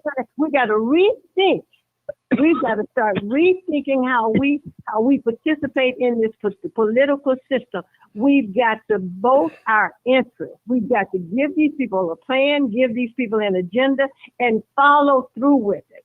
We've got to force them to do right. Otherwise, they're not. We need to become more politically educated, not emotionally educated. Right now, we are emotions when it comes to politics. I'm going to say this. I really get tired of people criticizing Black people when they are passionate. I'm passionate. You're entitled to your opinion just as we are. You want to say that's emotional, I'm emotional. When other people become emotional about their issues, about their people, their concerns, you don't hear them saying, oh, we need to stop being emotional. We are human beings, so we're entitled to our emotions. There's not anything wrong with being emotional. And Black people are doing things. I'm just saying that we need to speed up that car and become a little more correct. What I mean when I say be emotional again is just a continuous debate about. We're having Let me finish to my point. It's the continuous debate. Again, where is the action? We know all of the facts. None of that, like I said, is going to change, and it's not to minimize any of what we've been through. But what I'm saying is we don't have much more time to keep debating. People are doing things every day. You have to have a debate so that you would know what you want to do next. Debates are good. There's not anything wrong with debates. People are I think you're missing the point. No, I'm not missing your point. I think you are, and I can believe that. I think you're not hearing me. You're kind of focusing in that. I respect you on that. You're fighting your where you believe. But what I'm saying is that when we're emotional, we just want to be heard and be right. In the meantime, what's happening? Are we gonna keep debating, or are we gonna take action? Because that's really where we lose a lot of people. Because people are ready for action. Now, when it comes to me personally, old time. I don't wait for people. I try to get what I call my reparations as I see them out here. I don't wait for other people to help me. That's just me. But what I will say again is, when it comes to our youth, all you need to do is take just one of them. If each of us mentor one that you see, that's change. It don't take us to get a whole group. We always thinking big. Sometimes we need to start small. If it just takes one. Mentor those that's in your family. I mean, I'm sure many of us do. But if we start there, we making change. Good point. Okay. People are doing it every day. People are doing things every day to help our children. Every day. And yes, it's an ongoing debate because it's an ongoing problem. Right. See, if we could ever get to a point where when we discuss something, raise issues or matters, then they get resolved, then we probably wouldn't have to keep talking about it. But because we look at how these same problems keep on resurfacing over and over and over again, and you get the reality of that the longer you live. Now, let's say, for example, Doris said, I think she told me in conversation before that the first time she started marching, she was 14 years old with Medgar Evers. Mm-hmm. Okay, she is now 82 years old. And looking at us going through illegal immigration. Mm-hmm. See, I'm 63 years, soon to be 63 years old. So I saw trades in the school and I saw them come out. Then I saw my kids go to school and all of a sudden there are no resources. So it's an ongoing debate because there are ongoing problems. Now, when you look at today, for example, I do agree with you in terms of individually, yes, we do have to work hard. And again, Black people have always worked. We've always worked. As a matter of fact, it was a time when it was shameful to be on welfare in the Black community. We've always worked. Okay? Now, what we're looking at today is it's a different beast. We're talking about now when you look at people 82 years old, 60-some years old, who have children, grandchildren. We're saying just what you're saying. How do we combat this now? How do we deal with this now? Because we had to say that 20 years ago. We had to say that 40 years ago. Because individually, we can do things to make it individually. But to act like things don't happen systematically and institutionally to this day, come on now. Come on now. The courts today are just, I'm not saying that you are. Okay. I'm not saying that you are. Well, no. I understand. I appreciate that. My comprehension is fine. Okay. My comprehension is fine. I'm just saying that the ongoing debate is in reference to because it's ongoing problems. If we fought redlining 30, 40 years ago, and Martin, you know this story, you know this, and I can currently be in court right now about what real estate theft. We're hearing right now about eminent domain. We're hearing right now about illegal evictions. All those things are institutional. We're hearing right now about our test scores still being low in schools and this and that. That's all we're saying. The debate continues because the institutionalized and systematic things still continue. Even when you got examples like us who have been able to chisel through the ups and downs, the ins and outs, that have the responsibility, like you said, to reach back and bring the children, the youth along. You're absolutely right. But in none of that can we deny that systematically and institutionally, these things are here in 2025 just as much as they were here in 16, 19. They just coming in various different types. But if you look about every 30 years, every 40 years, it'd be something real magnetic, real big that hits the Black community very hard because we are the original labor force for America. And it's not just your hourly wage job stuff. It's Black people, period. Create the economics for America along with quote-unquote white institutions. That's what it is. So the debate is going to continue. It's not going to go away. So to your and point, you know what? No other people on the face of this earth systematically and institutionally are attacked the way we are every day. Every day. And yes, I'm passionate, I'm angry, I'm frustrated. I am 81 years old and I am fighting the same things that Jessica just pointed out that I was fighting at 14 years old. You don't think I'm upset? You don't think I'm frustrated? Every day. Just give you a classic example. Rosa, the former Alderman Rosa, who's over the Park District here in the city of Chicago.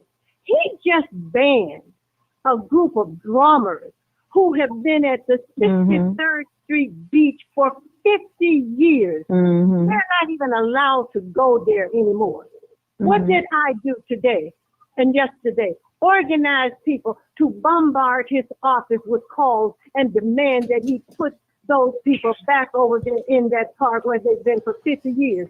No other race of people go through. No other race of people go through what we go through every day, all day.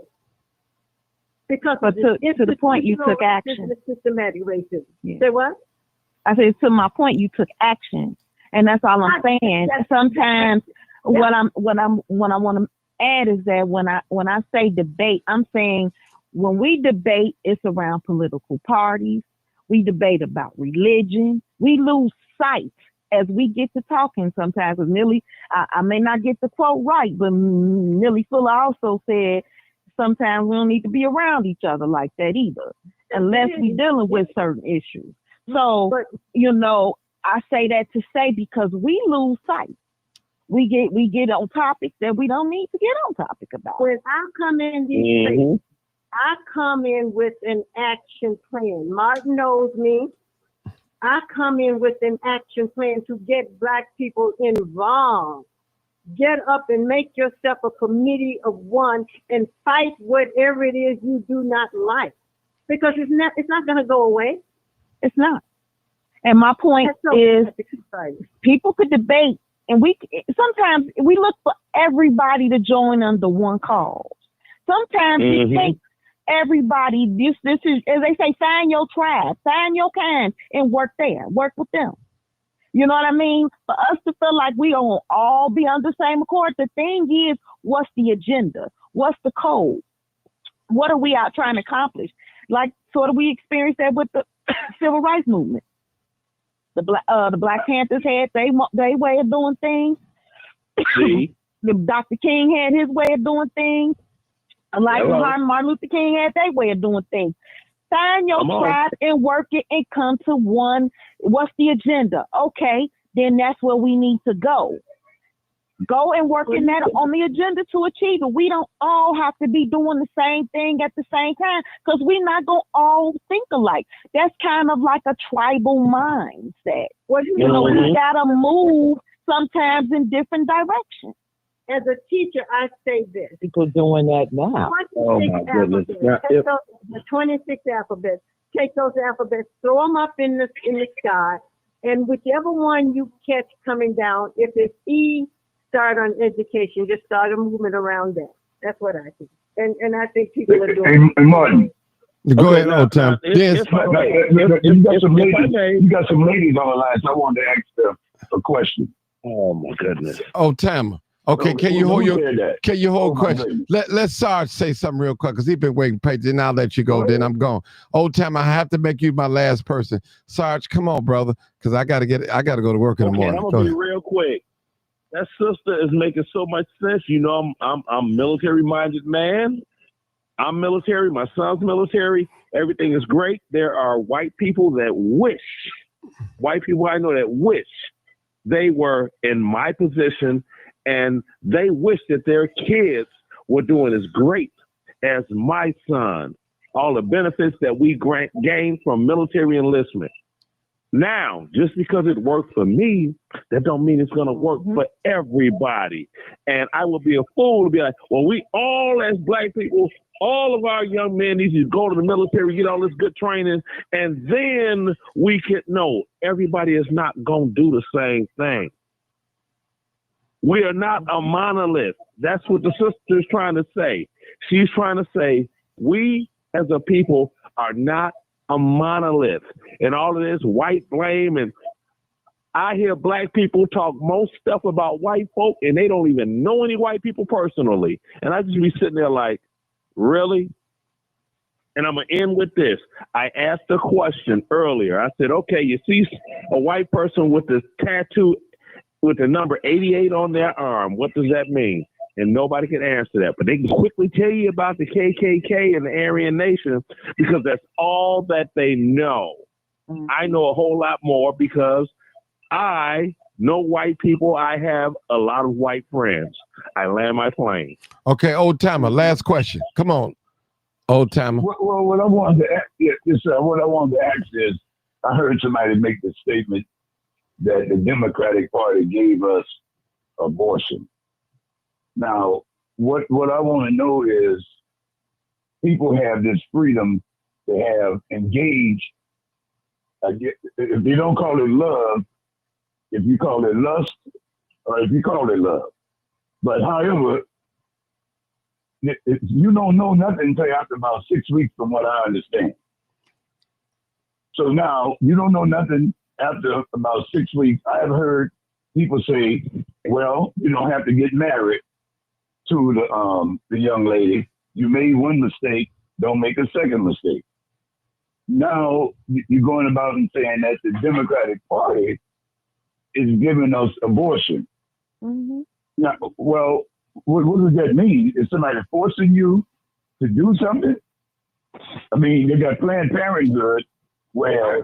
Old time. No.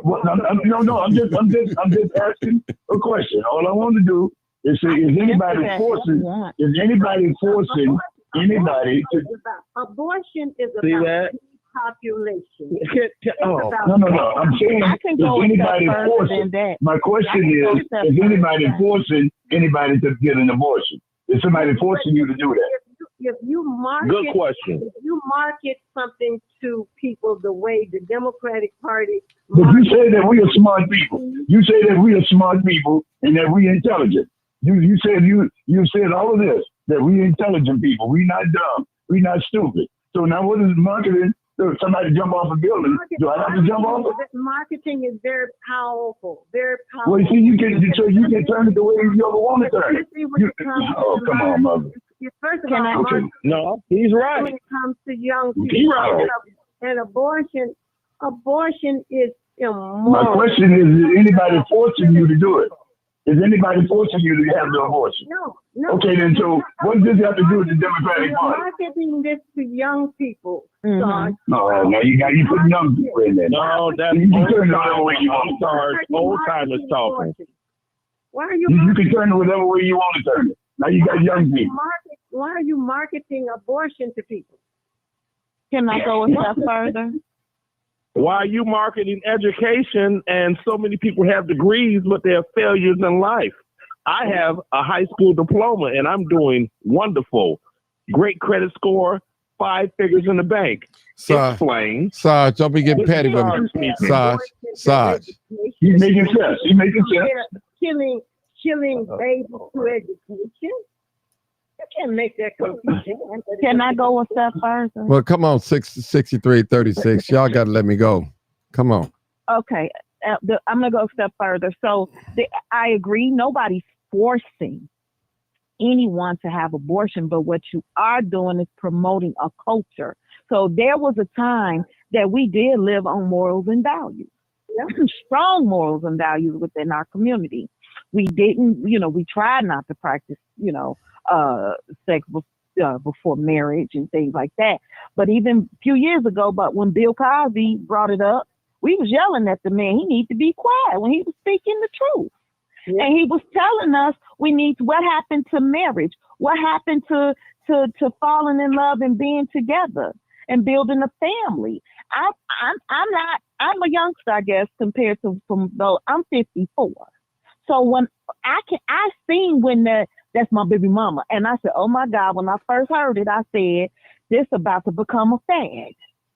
Yep. And that's what it has become, a fad. And so what you have now is a bunch of baby mamas and baby daddies. And what do you now have? You have people bringing other kids into marriages and things like that. And I'm not saying that's right or wrong. I'm not chastising for people for what they do. But what I'm saying is that we have ultimately created broken homes. And we've done that comfortably, and it's become acceptable now.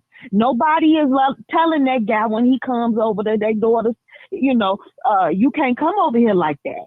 You're not teaching him how to treat your daughter. You just accepting, and some people just letting them move on in. That's our boy. And they making him the husband, and he ain't even proposed. They treating him like the husband, and he hasn't even proposed.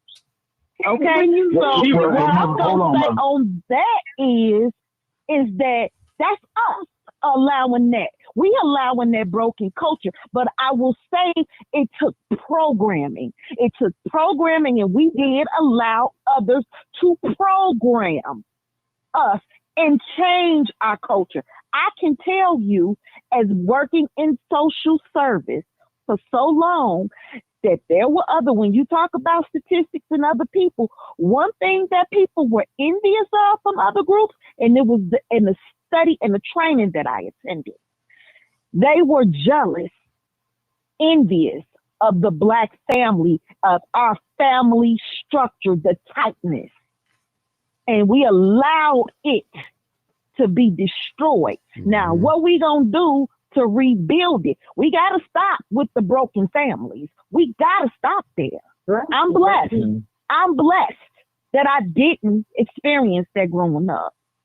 I did, and it helped me tremendously because I learned a lot. I didn't truthfully know that there were broken homes until my mother had to point that out to me, because everything I saw was family oriented.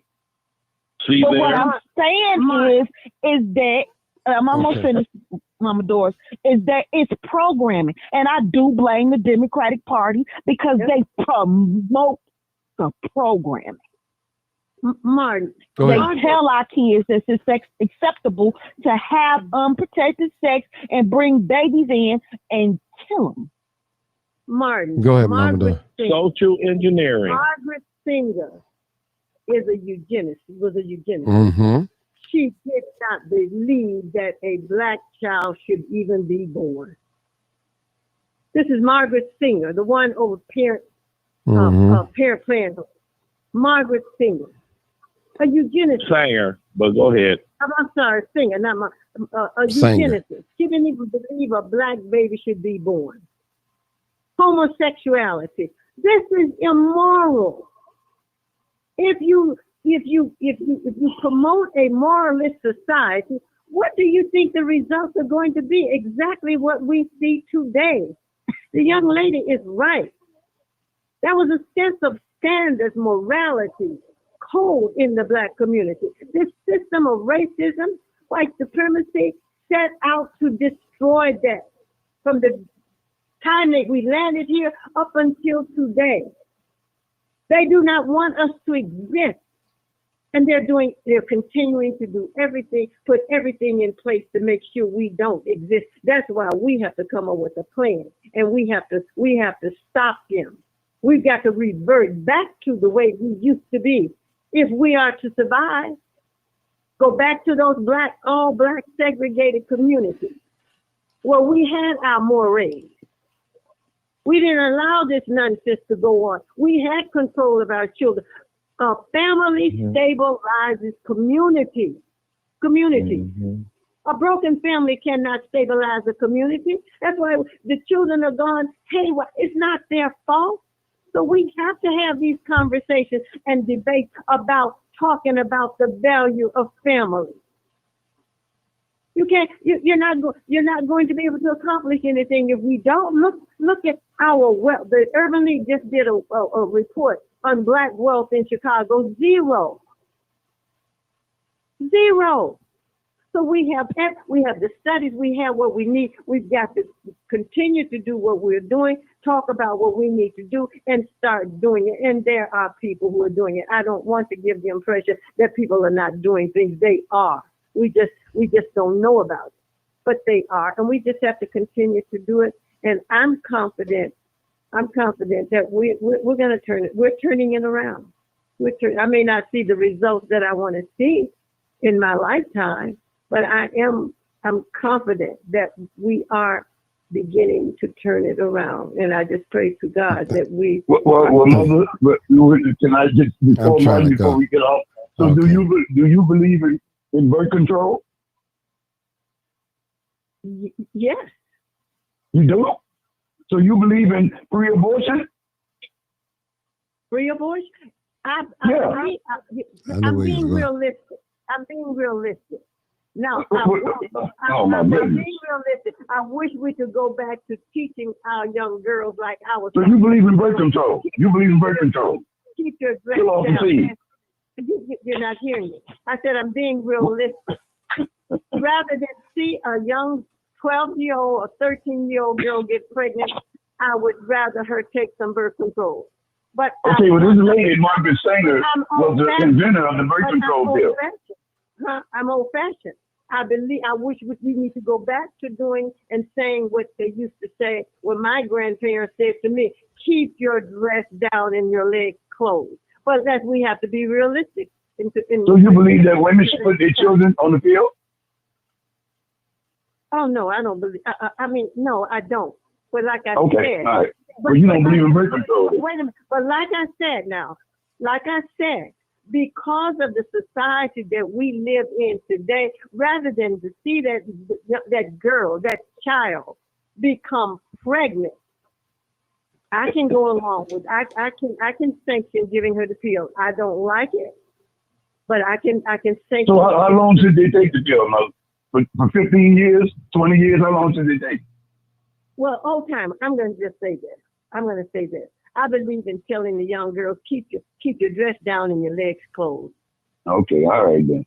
Okay, Martin, thank you. All right, thank y'all, people. I gotta go. I gotta get up in the morning. All right.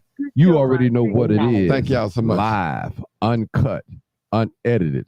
Tell the truth and shame the devil. I love being black. All right. Thank you, Ebony Eyes. I appreciate you. Come back. Come back again. Come and be my special guest. I like the way you talk. Yeah, brother, you good. I like I'm retired, man. That way you can stay up all night. I know it, brother. I know it. She was making good sense. I like Ebony. I like her. Yeah. And I enjoyed the sister. I enjoyed it She too. did very well. Yes, I love it too. All right, thanks.